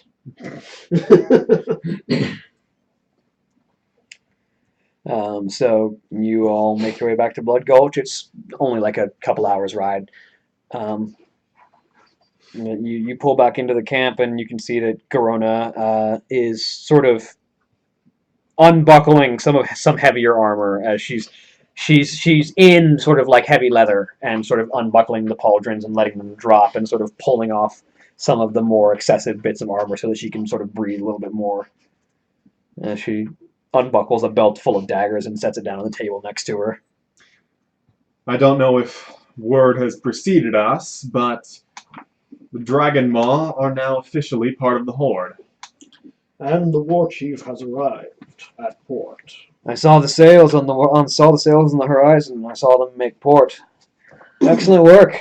she says as she sort of finishes pulling off more of her equipment. So, where are you headed next? Back to Orgrimmar, unless something else arises. Well, we had a mage recently come through, and they're still here. If you'd like immediate transportation, they are supposedly someone that's skilled enough to open portals for you if you need one. Ooh, that'd be nice. Yes, it would be That would actually. be Yes. easier. I imagine we're not going to get the troll back on an airship. It won't be easy. I mean, we can. We'd have to knock him out. Yes. We And can honestly, make it at this point, I don't trust our track record with Airships. most forms of transportation, but yes, It's happened especially every time we go on an airship. We have been, yes. Yes. we need to build an airship. But if We're we just gonna do, attacked by one. We're just get attacked on it. if we do, And then we we need to won't lock have guns on it. Okay, we can do that. Sounds good. Actually, How about the reverse of an airship? Something that goes underground. A ground ship. An underground ship. I'm for that idea. I believe the It'd be dwarves easier have to been get- working on something like that. Dwarves mole machines are a Actually- thing. Be easier to get the troll on that. It would be. Maybe? because of the way the Yeah, it Earth goes is on. curved, we can just make a straight line from point A to point B and just go straight through the ground. I mean, there are Yes. probably problems with that, but There are lots of problems with that. let's go find this mage. That's an idea. We could get a mage into the guild. Well, he's a bit of a mage. I'm getting there. Mage. The kind that can open portals. And so she sort of like looks over her shoulder and sort of calls out to one of the guards. Could one of you bring me Varian? Not Varian. That's the wrong. That's the name of that's the Verillion. Sorry. Yeah, Varian is the name of a king who is currently not here. Yeah, no, Variants? no. Varian's the last person you want to see right now, Varian, we'd have a fight. and you lose. There's enough of us. Corona's here. That's a fight I would pretty happily stay out of. No, Verillion. Sorry, V names. He's only a fighter. It's fine. It's only a over level 20 fighter. He's still only a fighter, though. That's the trick. Magic weapons. With some magic weapons and some magic armor. That elemental weapon on Corona's daggers when I leave. He's a fury warrior. Just goes to town. Just Anyway. He's not fear. He can swap. he can swap specs. He Yeah. swap specs. Canon. That's canon. Yeah. He goes from arms to fury. He's a Nexus. He can canonly swap specs. No, he also has prod. Yeah. He can use a shield if he wants to. Yeah. He can go all three. Anyway. But so this blood elf sort of it arrives with one of the guards. Greetings, I'm Verillion. I'm here to open a portal for you, apparently. Restore Orgrimmar, please. Absolutely, he says as he sort of weaves his hands together and sort of forms his arcane energy and sort of reaches down. Fortunately, the capital cities have networks of energies that have been woven in to make portal making easier. It's significantly less expenditure to make one of these towards a capital city than to just some random site. He says as he brings his hands out and a portal sort of opens up before him. Step on through.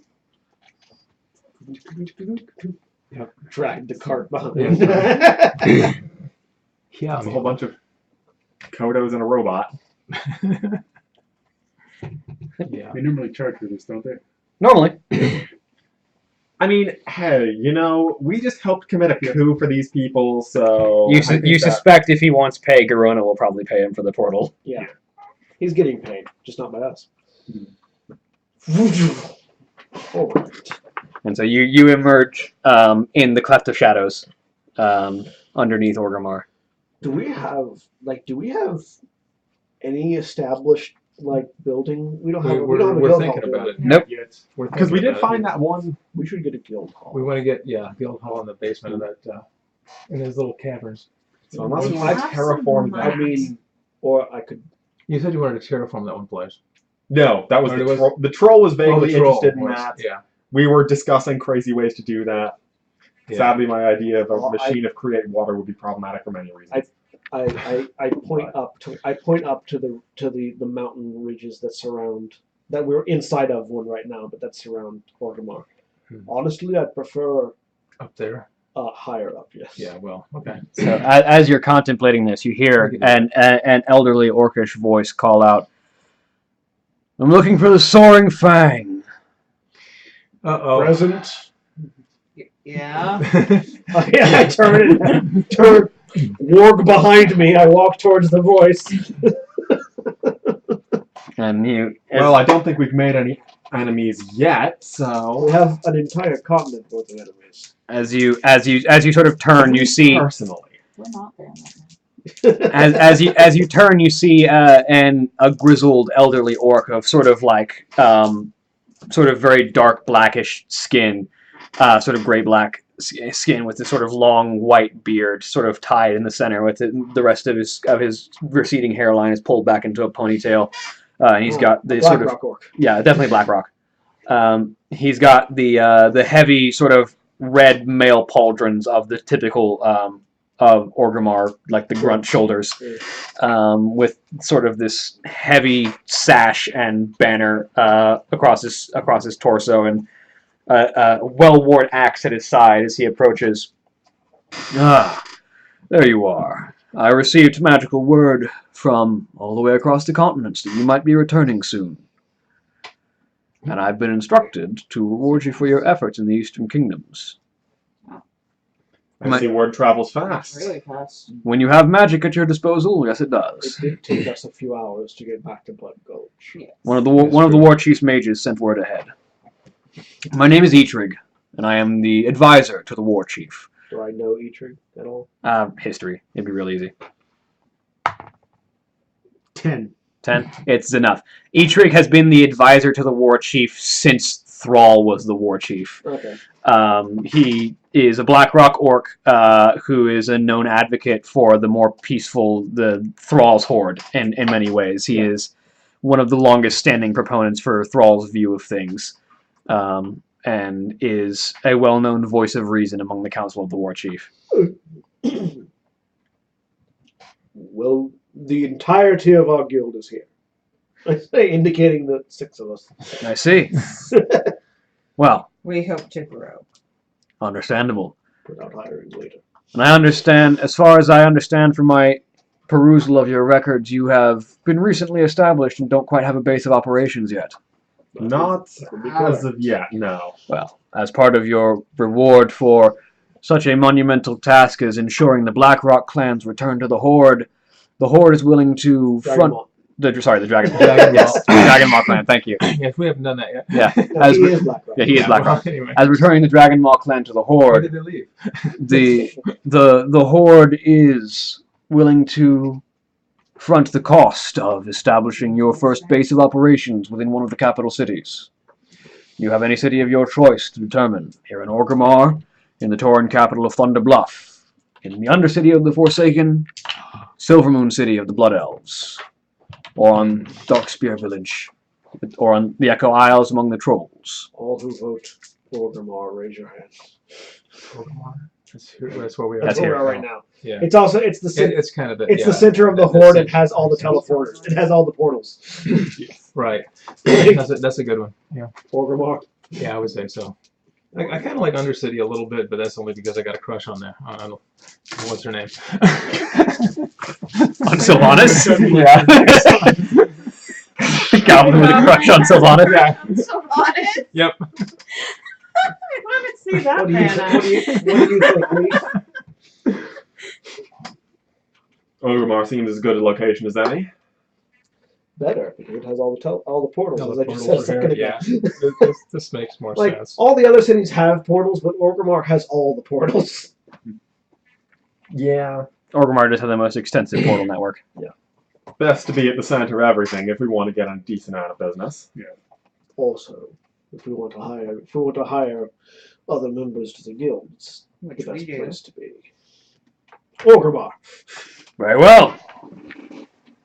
We've got a few locations that have been available for an amount of time, and we'll be able to set you up with your first guild hall shortly. Any of them on the cliff tops near the Wyvern Keeper? Potentially. There may be a couple of places that could be made available to you. I'll draw up all of your options for you and have them brought around shortly. For now, you're free to stay within as I try and find the name of the Shattered Tusk. I believe is the name of the Broken Tusk or the Shattered Tusk is the name of the primary inn. The inn. Yeah.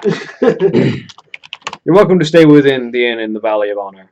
The Broken Tusk. In the Valley of Strength, yeah. You're welcome to stay within the Broken Tusk in the Valley of Strength for as long as you need. Your stay will be handled by the Horde's coffers until such time as we get you set up within your own guild hall. Works for me. I do need to go speak with some shamans, though. And enchanters. Yes. Enchanting shamans. Very well. I will bring the potential list of options and plans around to you once I have them drawn up. It may be a couple of days. That is Okay. understandable. It is appreciated. Very well. Welcome back, and congratulations. And you've done well for a guild just starting out. Most start on somewhat lower targets, but I see you set your sights high, and aimed well. Right.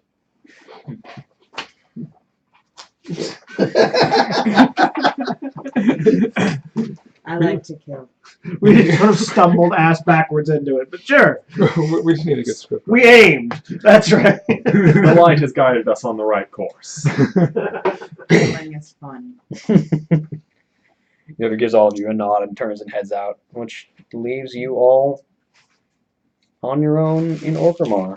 I am clearly the personality of this group. Our group is many faceted. I thought that was sneak peek. So are you going to see? He's So the you're going to mascot. see the enchanters about. I hold up the chain, the hooks. Ah.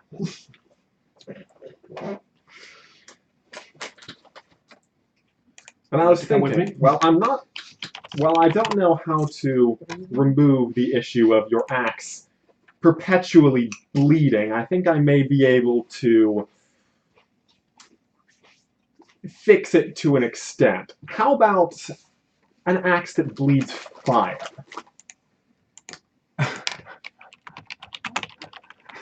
AKA perpetual flame on the axe to cover up all the blood.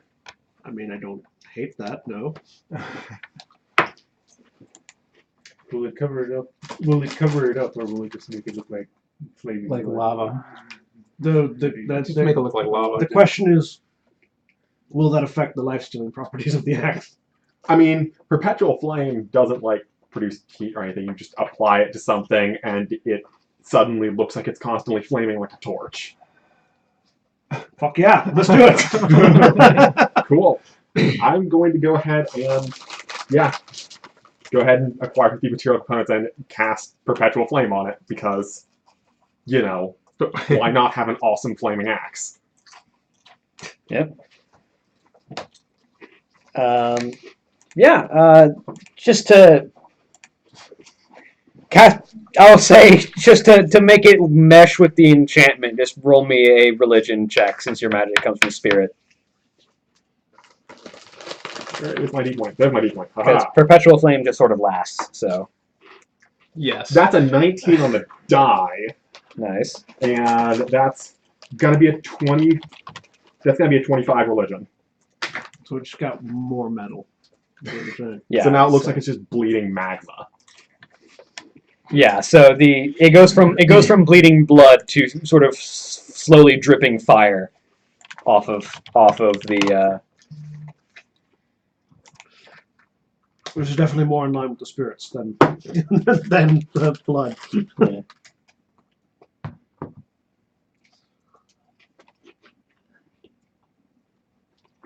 Thank you, Leaf. So where were you from? Best 50. I was when you talk to the enchanters and shamans. Would you care to come? Possibly.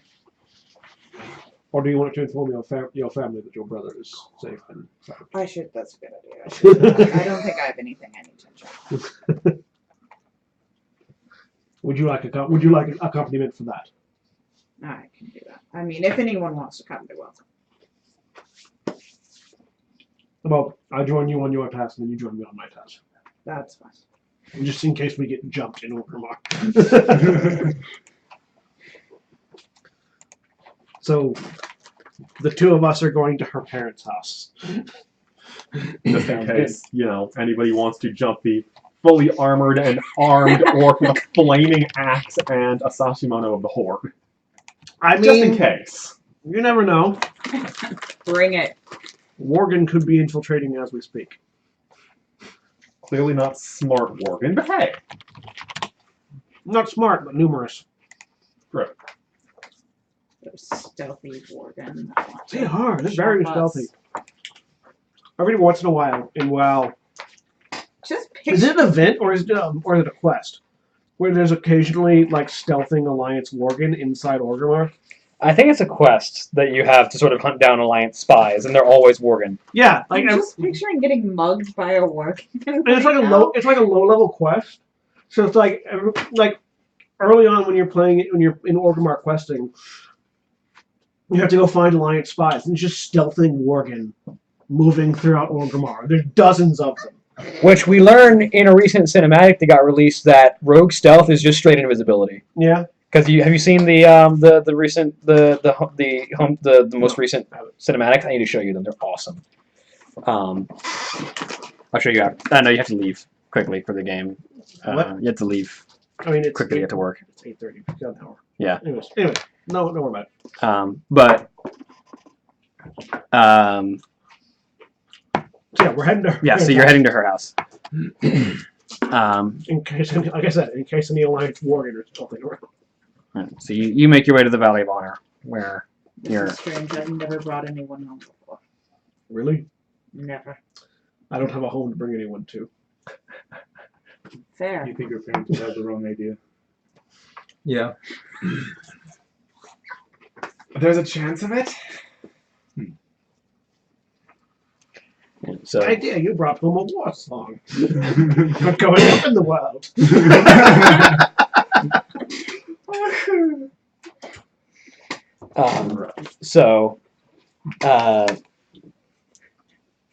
You wouldn't want to you don't want to be the person that Shiana brings home to her mother, and her mother doesn't like you. Her name is Hellfist for a reason. But you sort of return. I got one more screen left in my vest. Like that'll bother her. I don't know. You ever seen an orc monk? Yes, actually, on our Tuesday game. But you sort of enter the home, and you can hear the sound of something being cooked. You don't have to wait. Just leave this outside. As the door opens, you can hear a fire in what passes for the cooking area, and you surmise, based on the black smoke that is billowing out, that is your father cooking. Something will be fire. That's normal when my father cooks like this. Do you announce yourself? Or? Oh, I just walk in. She This is her home. watches. She's She not watches from the corner. bringing anyone home. He doesn't have. He's not used to having a home. It's like, Yeah, She likes to sneak in and watch for an hour and see if they talk about her. Have you And- ever played an RPG? And then she just shows up at the table. And like, And then she Let's see how much You- awkward silence occurs. you see You hear Garrett asking questions in the background. yeah I you don't see her at all. you see a tall, muscular orc woman, sort of covered in scars, with this sort of long black hair, sort of tied into a single long braid, down the back of her head that sort of just stretches down to her mid I back. realize that Garrick's hair probably needs this sight suddenly reminds Garrick that he needs to get his hair cut because it's probably he hasn't had a chance to get it shaved down, so it's probably like long and shaggy now. Yeah. And she sort of leans in the one of the doorways, at least in one of the side rooms. Sort of leans on the wall as she sees. Ah, it's good to see you back, and I see you brought company. Yes, this is Garrick and Cloud Speaker. Karak! Shauna's home, and she brought a friend. That's not going to be confusing at all. Karak. K-A-R-O-K. I heard Garrock, and I was like, oh god. Garrick. So many G names. Okay, name. I mean, when all of your culture is basically just a constant competition to see who can have the most metal names possible, you're going to end up with some similarities. So, you going to introduce us? Oh, he said, I'm sorry, did her father come in? No, that's your mother. Okay. I introduced myself. He said, yeah. Yes, and You have to do Oh. the other who way. is Right. who is this random gentleman that you brought into my home? This is Garrick. He's part of the guild that I'm part of. And you're part of a guild? That's Yes, new I'm part of the information. guild. Sorry, I'm bad at this. Yes. I'm part of Who helped you the. save your brother? I've raised you for 17 odd years. I'm aware of how bad you are at this. The other thing. Yes, I'm getting to that. Okay. You can see this sort of highly amused smile on your mother's face as she's watching you be awkward.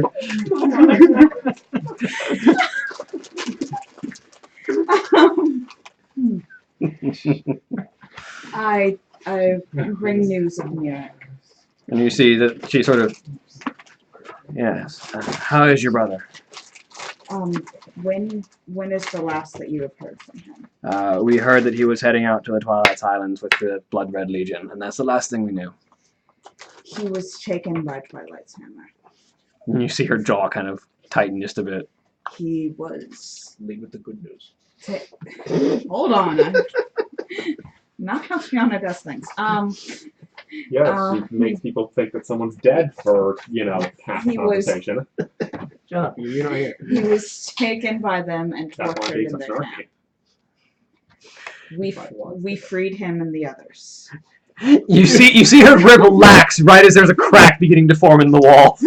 Garrick's like sort of like standing up towards like going, not the order I would put it in. She will motion to we freed him and the others that were taken.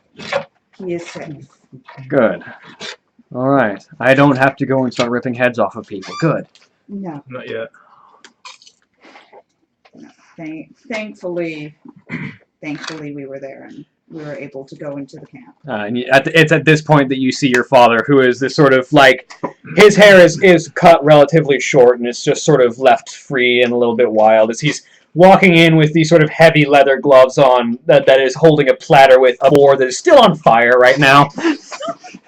As he sort of brings it in and sets it down and very quickly fans the fire and starts patting it out. Flame carver, I understand now. No, my name is Axe Carver. That's Flame carver. I see. yes.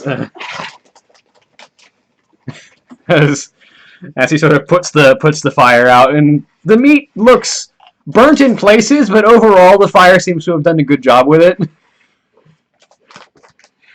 And you just sort of stand all right, this is the situation I'm in now. Well, if you're here to share in dinner, feel free to take a seat. He says as he sort of sits and starts carving off bits of the meat. I just look at Shiana. Would you like to?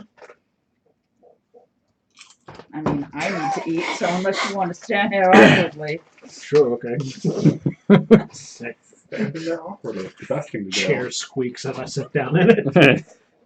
Because I feel like these are normal proportioned orcs, not Garrick proportioned Mostly, orcs. yeah. It's like, You remember the StarCraft 2 cinematics? How big Tychus Findley is Yeah, compared yeah. to other humans? Yeah, sort of like that. It's that's what. You're the Tychus of orcs. Yeah. Sit down. She will also give that information to her father. He takes it a little bit more reserved. You've always known that your father is the cooler-headed of the two. Mm-hmm. She'll also introduce him. Yeah. Yeah. Garrett, I'll speak it. Good to meet you. So, how is the starting a guild gone for you? He says as he starts carving up the meat and handing pieces down. Started. We just finished our first mission and have a guild hall commission apparently on the way. Well, nice. Excellent work for your first mission. Well, our first mission did entail killing a lot of Twilight's Hammer, an ogre mage, Bringing the Dragon Maul clan back, back to... killing a bunch of elementals, recovering a bunch of priceless artifacts, and then bringing the Dragon Maul clan back into the fold. Ah, the Dragon Maw are returning, huh? Yes.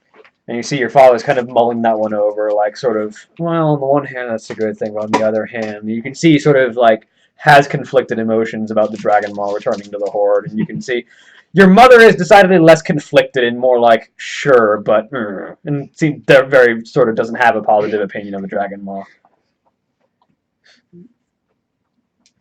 Also, any food that's been placed in front of Garrick has been hoovered up. Yeah. And like you don't even realize it's gone until he's just still sitting there, like. And then it's gone. Yeah. It's like a magic trick. It's surprisingly good. Like the burnt bits are obviously a little hard, but it looks like it was burnt in something alcoholic. So it wasn't just like I light the pig on fire. It was I doused the pig in beer and light it on fire. Doused the pig in beer and light it on fire. All right. Which is done in a pretty good flash cook, actually. It tastes pretty good. At one point, he stops, reaches into his mouth, and pulls out a bone. Puts it down. Stoic Garrick, as always. You should just chewed it up. No, it was a larger bone. It was like the length. It's like the length of one of the claw blades on her claw. Oops. So your mother Shiros is having sort of like pulls a piece off, rips into it, spits the bone out. Yeah, you never actually introduced the names of your parents, so I'm still no. Hi, Mom. Those are my parents. Again, she's not used to this. My name is Shiros Hellfist, the mother says, and this is my husband, Karok Axecarver. Pleasure to meet you. Sorry, I'm not good at this. No, she's not. We were aware. Never done this before. See, when your brother introduced me to his captain, whose name I can't remember off the top of my head, he was a little bit more elegant about it. Yeah, well, he's a more social person than I am. Well, just because he's more social doesn't mean you can't be social. What's your brother's name? That's not Garrick, that's me. Merrick. American Garrick. Merrick Ishtar. Yeah, Merrick and Garrick. There we go, That's the other Merrick end. Yeah. Merrick was a fine warrior. We fought together when freeing captives of the Horde. He is a fine warrior, Yeah, still alive. I was on the battlefield when we were fighting together in battle. I like to think this is the actual conversation. Yeah. Like, was in the act of being a fine warrior at the time when I met him. Is how I should have. Like I said. It's good to see you're just as awkward as my daughter. Uh-oh. Not normally. She rubs off. Well, are you going to eventually bring your other friends around and introduce us, the rest of your guildmates? If they want to. I said anyone that wanted to come. He's the only one that came. Except for the Except the goblin. goblin. She'll never bring him Yes, along. except one of them. Unless you want it for dinner. I feel like Daniel would have joined you. What? I feel like Daniel would have joined you. He would have gone to He would have gone to the stables and laid down with the. He would have been one of those two. Yeah. Yeah. Because he didn't join her last time. Yeah, True. yeah, he could have joined me last time and he didn't. So, and Karok kind of looks over, having issues with some of your party members. Just the goblin. Well, goblins can be a little bit rough around the edges at times, but I've found that once you've got their attention, they're relatively dependable and consistent. He likes to poke fun at my situation. Show emotions towards her mom. Yes, well, He never lets up. fair. He will when I kill him. Maybe that's not the best idea if he's one of your guildmates. Probably not. It's the only reason he's alive. Mm. That's the full extent of the conversation we had while traveling the Eastern Kingdoms, actually. Put that on repeat. Well, I'm sure eventually you'll figure out a rhythm with him, and things will get a little bit easier. I hope so. It's fine in battle when you're killing things. What, to kill one of our guild No, members? no, in battle? no. The two of you together work fine in battle. Oh, when yes, killing yeah, things. yeah. No. It's the not battle parts that we need to work on. It's all a battle for me. We need to be in more battles. That's That's part all. of the problem. And the conversation probably continues just that awkwardly Yeah. for however long. They have a guest room if you want to sleep for the evening. I have to go visit some shamans next, actually. And I was gonna go with him. All right. Remember, you've always got room here. Thank you. You two have a good evening. I appreciate your hospitality. Of course, any friend of our daughter is our friend as well. Get up, walk out, grab the sashimono. Feel better with this on. Immediately has that massive tendency of running into ceilings. Yeah, the next interior. We need to make sure we have tall doors in our guild hall. No, we'll just have regular sized doors, and then all of them will just have this big notch. Just in the have middle. one large notch in the middle of the sashimono. It's just like door. Pshing! The teeny little extension on the door. So every time you open the door, it's got this one like eye on the top of it.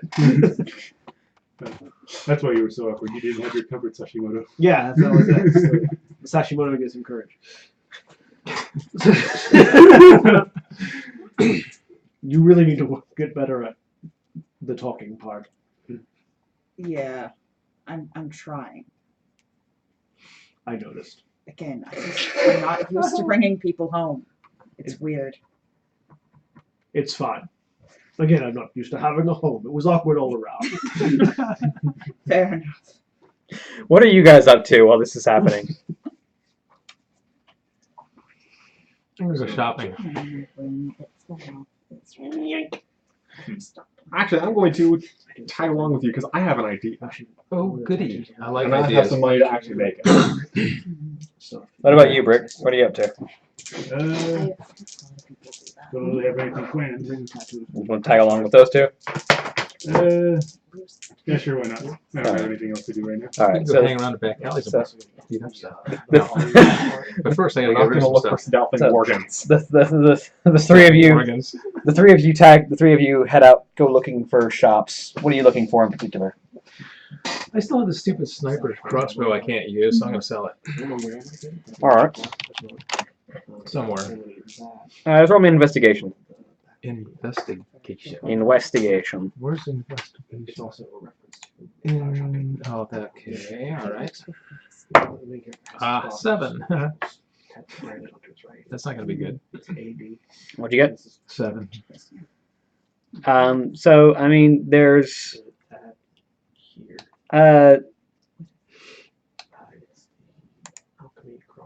yeah, there's the Shattered Axe is a weapon shop. That is, it's set up in a stall outside of Grumash Hold. And there's also the armory, Naros's armory, which is a central blacksmith, also in the Valley of Strength.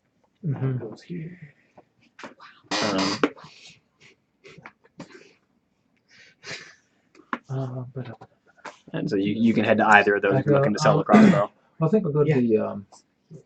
the armory first. All right. Well, Try. I'm an alliance player, so So you head to the armory, and you can already you sort of know it when from the sound of the blacksmith's hammer, and you sort of follow that sound. Yeah.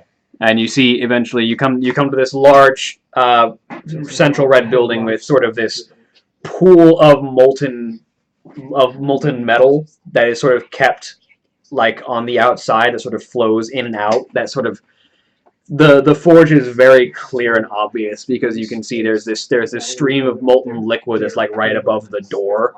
That is like there's the archway of the door, and then there's a flat platform above that where there's this glowing hot pool of molten liquid that flows into and down into like the blacksmith is working like above a pit of molten metal.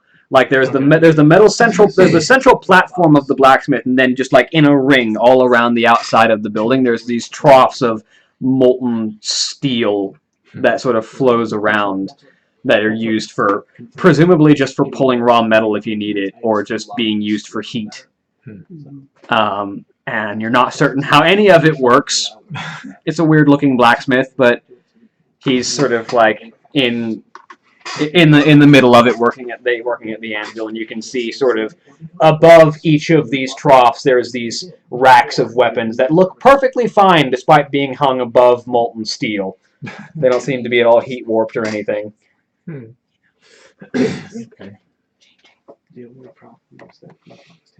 I'm just gonna. It takes like 2-3 weeks to ship. Just gonna enter with the sniper crossbow and just say hey. So you one of the ones that turns to you is one of the ones who's not currently working on the forge is a bald-headed orc with just like the pair of sideburns, sort of like heavy mutton chops. They're sort of faintly purple, one of the standard orc hair colors. And he's got this sort of like heavy plate armor that he's wearing with sort of the curved spiked pauldrons that sort of form like a sort of like a U shape, sort of like on upside like a curve over the shoulder, sort of extend off to the side just a little bit with spikes on the tops. He sort of turns around. Greetings! Welcome to Neros' Armory. I'm Neros. How can I help you? I picked up this little toy a while back, and you can see it's not my size. I would like to see if you'd be interested in obtaining it. He sort of extends a hand, sort of take a look at it, and he sort of takes it, sort of turns it over in his hands.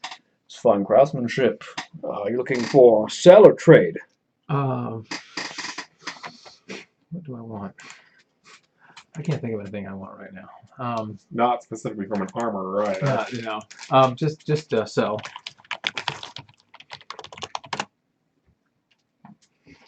Well, You can trade for raw materials. I could if I could get a better deal out of it.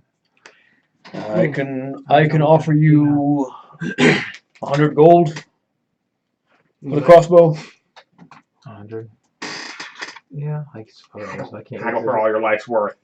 You could potentially get more in raw materials than you could get in gold as well for what it's worth. Okay. Well, what do I see about raw materials? Just miscellaneous iron and steel and stuff. Or... Yeah, there's steel. So there's some screws, some heavier metal material. General do I see scrap. enough that I could pick up like a bunch of stuff if I? What about instead of for gold, for some of this, some of your scrap stuff that I could use for building my own little toys? I could potentially part with an amount of materials and metal. I could certainly give you a better deal on material. Okay. He sort of looks around and sort of sees where the raw material's at and sort of starts to gather up an amount. Sort of sets it on a table that's in the middle of the room and sort of stacks it up. I'll give you about this much. It's 150 gold worth of 150 gold worth of scrap. Okay. Sure, I'll do that. That's for your That sounds teacher and good. stuff. For my, yeah. Try to take a bunch of trips out to my wagon. Pile it all up. Okay. You get 150 Yeah, I'll do gold that. worth of raw materials. Okay, I'll take the raw I materials. mean, I'd say I could help you carry that, but I have a lower strength than you do, so. I mean, you can still help. You just won't be able to carry as much as he can. Oh, dude. Okay.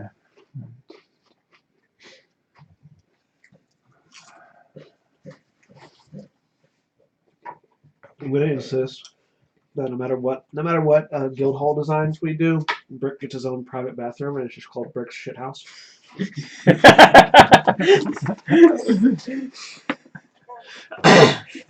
Yes, it has to be well built though. Oh yeah.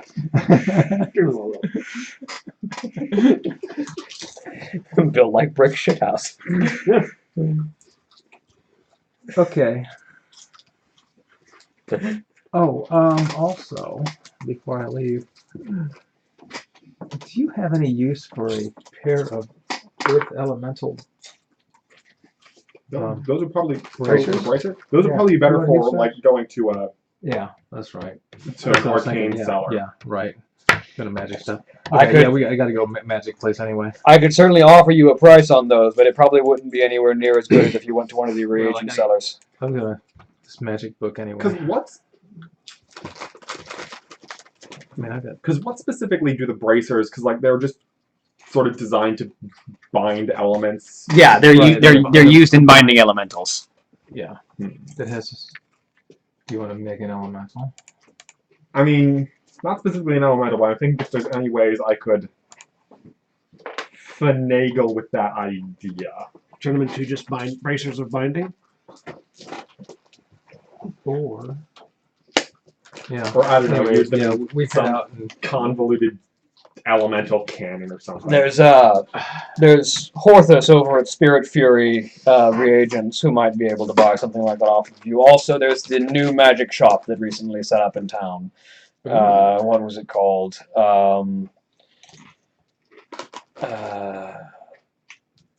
Forsaken Earth, I believe was the name of it. I'm so glad you didn't say McMagics. yes. Oh, but no, that's the new restaurant that opened up. Yeah. It took me a second. I'd almost forgotten. I thought we make magics. Forsaken Earth you can find directly across in the Valley of Wisdom. Okay, thank you. It's a new individual set up shop recently. Okay. They might be looking for some new wares. At the very least, I need to grab stuff for a new project that I'm considering.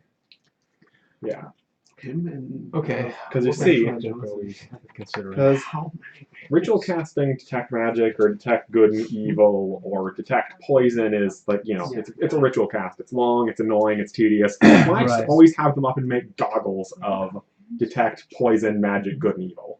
Okay. We could do That's that. what I'm thinking. Oh, all right. So, yeah, So what you if, want to make goggles? at least until they're because I'm only still third level tinker, but would I be able to do something like that? Like goggles that would be able to maybe switch Okay. between. Spectrums of magic. Yes, well, Multi-spectrum poison, detection goggles. Yeah, Poison. detect poison, detect magic, and detect good and evil. Potentially. Well, that's what I'm thinking of making. We can go over what the rules for that specifically would be later, but Oh yeah. that's what I'm. I'm also thinking of making a poison extractor and maybe a gas mask for everybody type of thing. Yeah. Need to do a poison, yeah. Always a good plan. We'll be turning to this year, won't you? You're probably looking at about 75 gold worth of materials to build a gas mask, and it just sort of gives you advantage on saving throws against poisons and stuff like that. And anything Yeah, airborne. Right. Anything inhaled, yeah. Okay. Just That sounds good. less than 1 year. Mhm.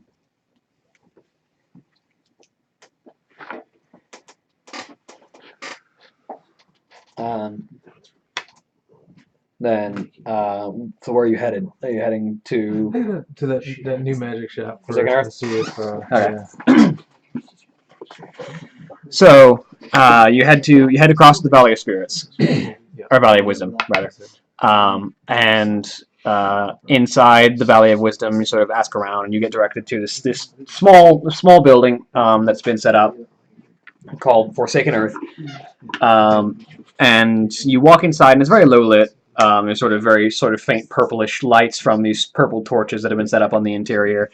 And you sort of look around, and you can see that there's a variety of desks that have been set up and countertops, and you don't see anyone inside. But then a few moments later, you hear this sort of vaguely sepulchral, sort of faintly echoey voice sort of call out, "All right, hold on 1 second," and you I think it's that guy. um, It's the Forsaken Dwarf Man from Thousand Needles. Razor Hill, Razor Hill. Razor Hill. Sorry. Yeah. Yeah, I and know a few moments later, you see this forsaken, this undead dwarf, this sort of like this very bright red beard that sort of slowly started to fade. Step out and sort of look over at you with the sort of like glowing yellow eyes. "Ah, it's you lot. I haven't seen you around here in a while." Good to see you again, especially under conditions that don't involve the world ending.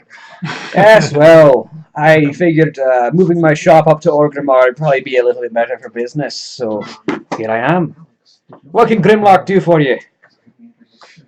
Well, I happen to have a new idea that I'm pursuing and designing. And I think I'm going to need a lot of lenses. Alright, what can I do for you? So I'll sort of like describe the general idea of what I'm going for, sort of this idea of basically making it so that it's perpetually got a little bit of enchantment for the lenses that can then be swapped out, and essentially it would work by making the ritual casting absolutely trivial. So I wouldn't even really need that. So anyone who could theoretically cast those spells would just be able to use it for free easily. Yeah. I could probably rig together something that'll sort of accelerate that infusion of magic for you. Well, I'm looking for the materials myself here. I'm trying to get a little bit more experience in techno magic as it is. Alright, Obviously, I'm sure you know a lot more about this than me, so any kind of glaring flaws you see would be nice to know about now rather than perhaps after blowing myself up. It's a fairly simple contraption. I don't think you'd have to worry about anything that major. You definitely need different materials for each lens. Probably Tiger's Eye for one, quartz for another, maybe diamond if you're looking expensive, but probably something, maybe ruby, cat's eye for the third. Just to make sure the interweaving magics don't sort of mingle across and you get sort of this magical mishmash where you're just picking up everything and nothing and not being able to tell what's going on with it. Gemstones do tend to focus magic well. So you probably want, like, I'd say optimal, probably good and evil, you'd probably want Tiger's Eye, poison, probably looking at, quartz, and you said poisons, probably,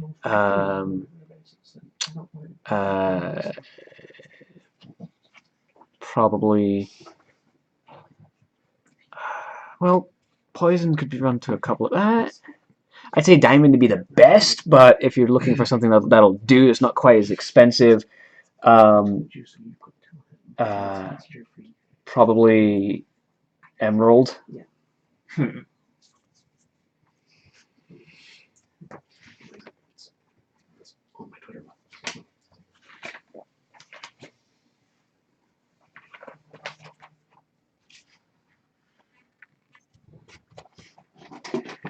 But I've got those gems here for you if you're looking for them. I can cut the lenses for you as well.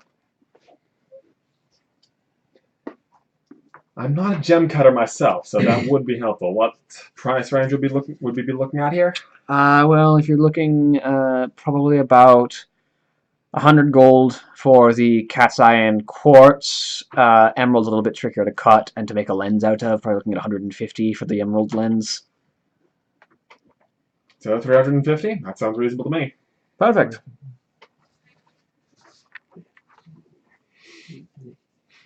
Cool. I'll go ahead and get that and any other smaller knickknacks I may need for Right. putting the goggles themselves together. I haven't gotten the other work orders in right now, so give me a day. I'll have it ready for you.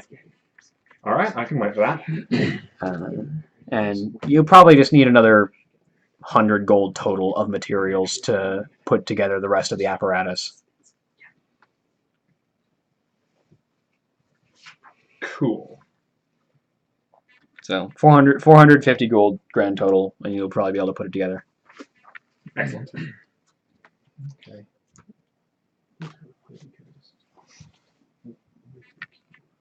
So, also, I have a the magic book that I do not. I don't know how to use for this, do I? It was an arcane book, I think, or something that was. What was the? Oh yeah, the spell The book. one, the spell book. Yeah. Yeah, I don't. you can definitely sell it. You can probably sell it here. Yeah. I was wondering if you'd be interested in acquiring this. Oh, spell book. Let me see real quick. And then, yeah. He sort of takes it, and it has. Do you remember what spells were in it? No, we never went through it. Okay. So. So yeah, he sort of flips through it. Decent spell repertoire in here. Oh, there's one I haven't learned myself. Take that one. Sort of flips over. I'll say I could give you, for the qualities of spells that are in this book, 300 gold for the book. Okay. That sounds good. You'll pay you 300 gold, take the book from me. Yeah, I'll just take it gold and just. I also have a potion here. I don't know what it is. Can you tell what it is? I got it at the same time as the spell book. Mm-hmm. Because there were 3 things on that, and I used the other thing. But it was a potion. It was with that same guy that had spell book. Do you remember what it was described as? It was just a potion, a bottle. And we didn't have time. It was during a fight. I so believe believe this was the potion that has like the 2 swirling mixtures, like Yes. sort of the black and okay. orange. Okay. Yes. Yeah. So he sort of looks at it. Oh well, I can tell you this. This is a potion of speed. Oh, I could use something like that. Okay. Thank you. And actually, on that topic, have you ever heard of was Noggenfogger a goblin or a gnome? The goblin. Have you ever heard of a goblin named Noggenfogger? I have. Mayor Marin Noggenfogger is the mayor of Gadgetzan.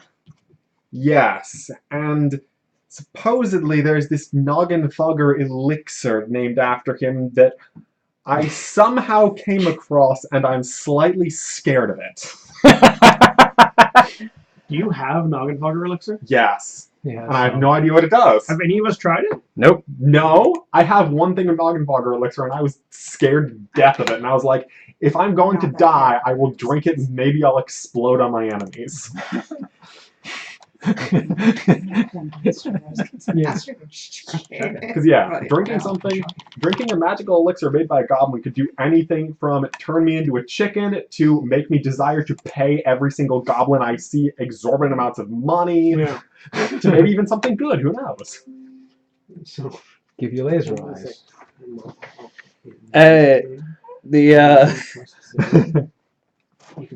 Noggenfogger's elixir is it's a fun party trick, and it provides a variety of different magical augmentations, shall we say.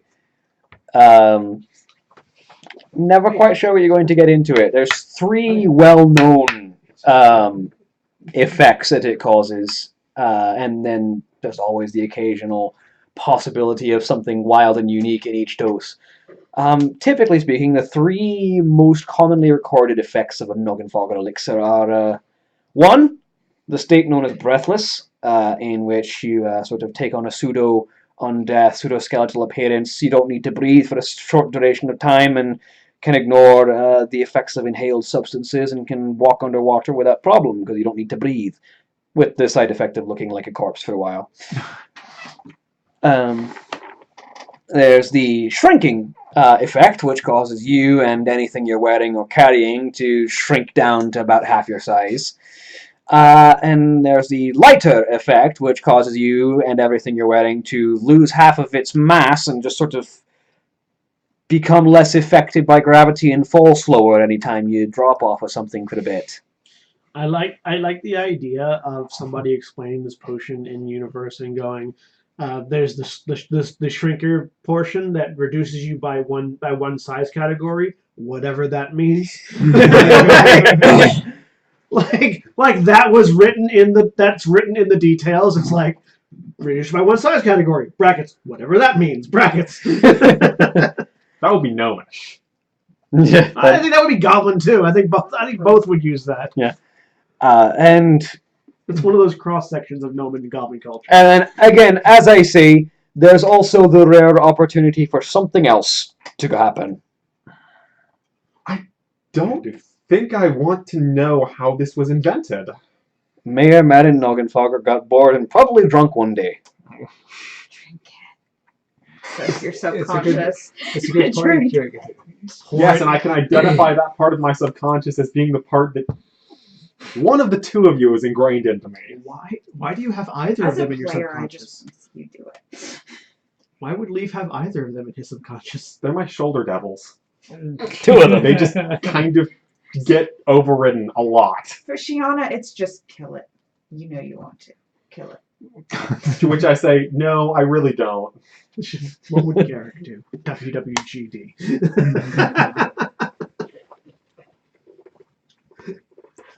He would probably get rid. Here, give me money for this. Fascinating. Well, at least it's nothing permanent, right? Theoretically. Hopefully? Yeah. No, it's all been temporary. It usually lasts about anywhere between a minute and an hour, depending on the effect. Well, good to know that drinking it at least won't kill me. Usually, unless you get that 1 in a million, you know. We don't know what How happens much do when. you want for it? WWGD. I'd give you. I'd like to think you're the lawful part of my subconscious. Just Or at the very least, the sane part. give it away. I am lawful. 150 gold for it. That's better than having a random bottle of chaos. Like I said, the something else that isn't one of the big three is a very rare occurrence and usually doesn't happen. I've only seen something else happen a couple of times, and I've seen plenty of idiots take a shot at Noggenfogger. I don't think I'm going to join their ranks anytime soon. It's usually generally immediately following various versions of "Watch this." You did mention party trick. Oh yeah, Hold my beer. hold my Noggenfogger. No, hold my beer. Drink the Noggenfogger. Don't ever let Garrick say hold his beer, because it's a keg. It's like, Leaf just collapses under the weight. I mean, I do have the lowest strength in the party. By a lot, I think. Probably. What's your strength, Brick? 12. I have the highest strength in the party. I was just trying. 18. Because I think the troll is 16. Wait, what's yours? 14. So we have I put everything in decks. So we have 18, 16, 14, 12, 10, 8. Yeah. That's my array. That's my favorite array. I love that array. But yes, I take the 150 and Take the 150. get rid of the We're going to see shamans. pure And distilled enchanting chaos. shamans specifically. What, you don't like having a Noggenfogger elixir around? Oh, Crag would have taken a shot of it in a second, but I'm not Crag. You were like, okay, I can carry this around for a rare occasion, and as long as I'm not going to die. And then he said, unless you get that 1 in a million. It's like, nah. Yeah. It's basically on a D100. If you roll the 100, something else That would be happens. a night elf shaman. And then you roll a d10,000? Yeah. Night elf shaman. Roll a d10,000 on that crazy chart of everything.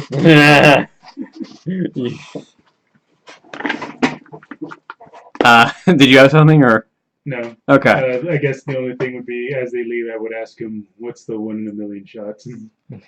It depends. Every potion's unique. I've never seen I've seen the 1 in a million shot a couple of times. It's never been the same thing. It's just not one of the normal 3. One person exploded. Was fine afterwards, but exploded.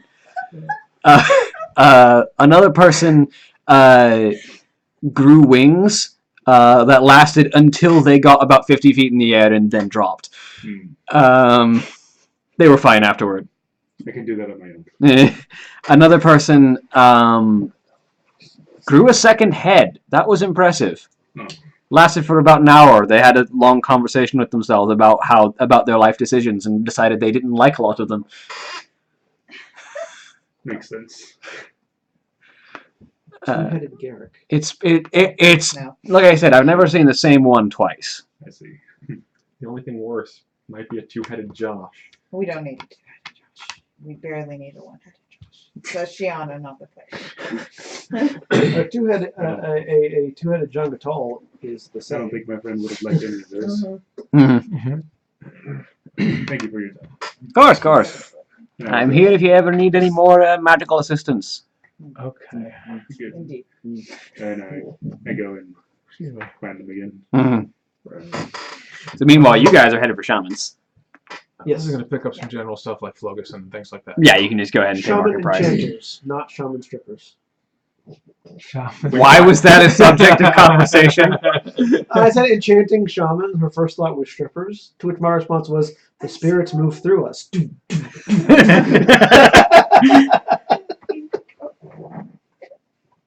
No, it's great. I love it. That's what night elf shamans. Or blood elf shamans. One of the two. This is the reason why there aren't any of those. That would be a club. That would be a club in Silvermoon? in Yeah. Silvermoon. Yeah. There is a club in Silvermoon where shamans are strippers. Like that exists canonically. That would be a thing. Silvery Moon is Las Vegas. No, Silvery Moon is Forgotten Realms. Sorry, Silver Moon is Las Vegas. Yeah, Silver Moon is pretty much the Vegas. Silvery Moon is also Las Vegas. I mean, yes.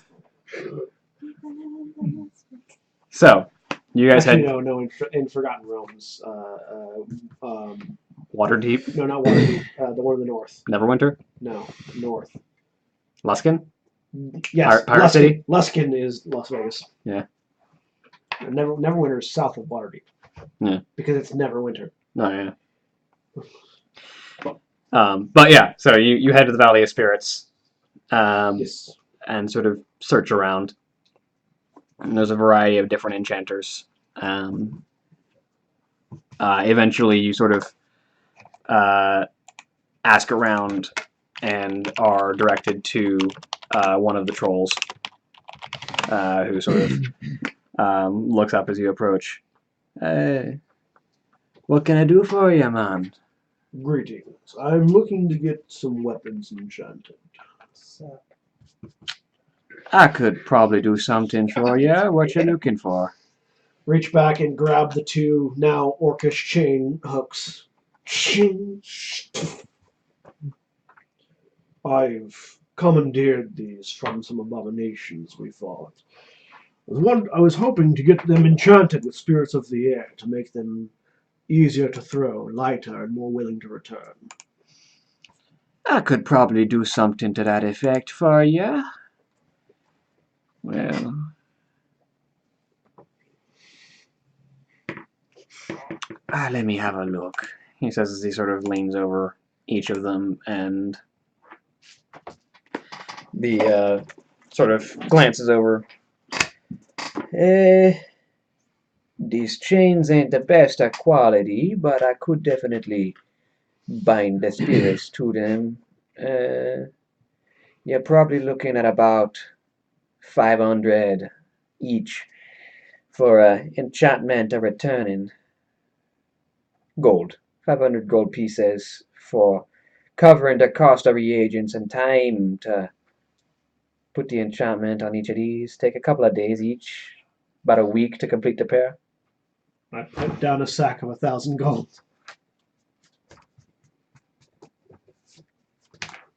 Perfect. You just ask for which Dr. Ombu, and I have him ready for you at the end of the week. Thank you.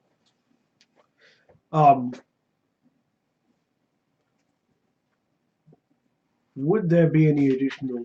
I mean, I'm assuming there would be, but in order to also make them, in addition to returning, easier to throw, is that included? I figured that was something you're aiming for. That's part of the price. I got to give them a basic enchantment to let them hold on to the spirit of the air. That's included. Thank you. I appreciate it. So yeah, 1,000 gold. Just dump it in a bag. Yeah, they will get the +1 returning enchantment. Yay! Means when I miss, they still come back, and I don't have to yank. Also, I can choose not to yank. I can just. Yep. Wonder if there's a way to. There probably is, but I don't. Out of curiosity, in the future, if I wish to make these animate, how much more would that Bring be? them to life. That's a heftier enchantment you're asking about. That one tends to take a lot of time. But typically, you'd be looking into thousands in that case. I hesitate to give a number off the top of my head, but anywhere between 2,000 and 5,000, depending on quality of materials provided and time and expense. Skill of the enchanter. I'll keep that in mind. Thank you. My objective is to eventually have animate returning chain hooks that can just grapple people and yank them to me without me having to do anything. That's like, just have these two chains lashing out, hooking into things, dragging them back to me, and then me using my 2 attacks. Get 4 attacks in a round. So you'll have to settle for being Kratos right now. Yeah, right now it's just Kratos, but But someday you'll be 2-armed Doc Ock. yes, that's Someday will I be too on? I don't know. if you If you You keep rejecting his ideas, if, so. if you want I got a great No, idea. she's good. if you want to. If not, that's fine. How about we make you 3-armed? How about that? All on one side. There's 3 right arms. Not a left arm, just a second right arm. Just to make sure you're all right. Oh, I wish Austin were here for that. It's okay, you can inflict it on him later. I will. So, Then probably, since it's been offered, I'll head back to the inn. So you all head to the Broken Tusk, where your room has been paid for, and you are able to get a good night's rest. Are you staying with your parents? She'll probably stay at the inn with them tonight. Okay. So, Now your parents are just like, oh, so she brought a guy home and then stayed the night over at his place.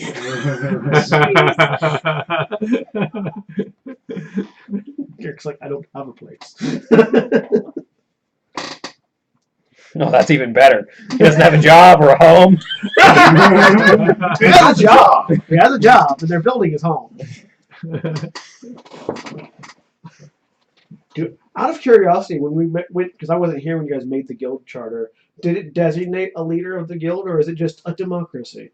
I think it did ask, but I think it asked for a leader. It was. I forget if it was you or me that was put down for that. I want to say it was you, but it might have been me. I forget. It was one of the two of you. I look at the guys. guild charter. The guild charter was written down with. Because I think I ended up doing. Because I ended up talking to the guild master and doing all the paperwork there. Yeah. Yeah. So And I'm trying to remember if I specifically. if you don't remember, I'm going to roll a percentile. No. I think Yeah, it no, was- because in my inventory I have the charter listed down in my inventory. Okay. I think it may have been me. So did you put you, Yeah. or like I said, that would be who would you have designated as guild leader then? Was the question. I think I put myself, but I acknowledged that it didn't really matter because it was just a formality.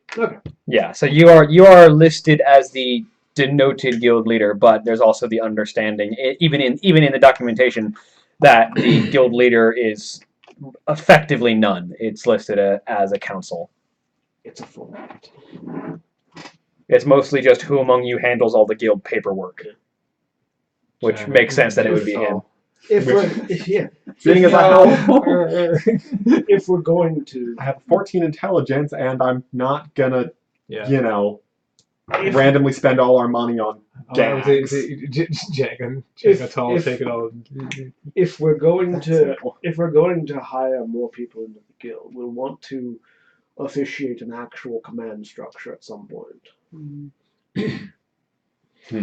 Jengatal first. No. No. That Me makes second. it show. I do make them from time to time. I It's obviously apologize. state I didn't recognize it as a joke. Well, how much are we willing to expand here? Well, Well, how many more people do we want? Just a couple more to help tend after the guild hall when we're away, or do we Hundreds want, of minions? or do we want to go in that direction? Honestly, the best way for a guild to make more money like is to have minions. several groups of Mhm. several different groups of guild members that perform separate tasks to bring in money.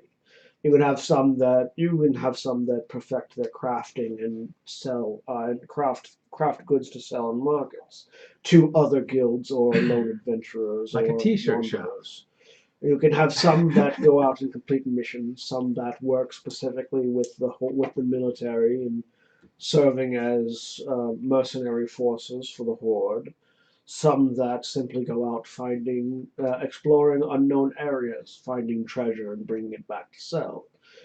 A diverse operation tends to be the best for keeping a guild out of financial trouble. Yeah. Also for paying for the people that are in the guild. I agree completely. That's honestly where I was going, but I don't communicate like that. Military service. And if we ever get really low on funds, we can always put on a play. You can be in charge of that. One man show. You may be able to do it. I'm not doubting it.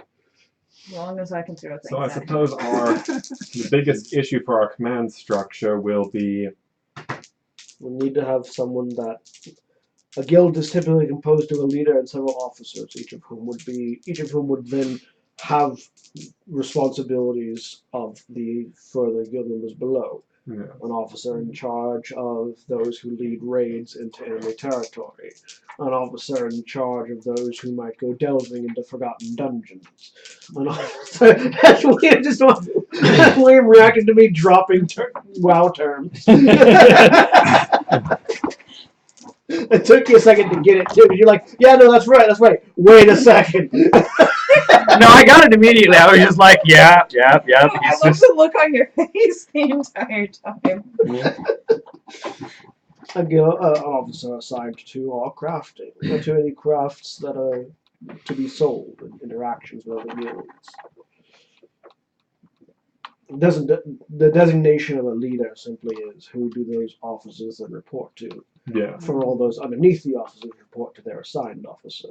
And I imagine there are none of us would be willing to sit around and push paperwork all day, so we're going to have to, of course, find members to run operations while we may be on missions. Yes. Like bookkeeping. Precisely. Having an accountant, having an officer in charge of the accounting. A leader does not need to do all the paperwork. They can have somebody who is in charge of that as part of the guild structure. Yeah. Think of, in the macro sense, think of the Horde. Garrosh does not handle the treasury of the Horde, Of course not. nor does he handle the deployment of our construction or the like. although he is asked to approve anything significant enough to warrant his attention. There are civil engineers and treasurers for that.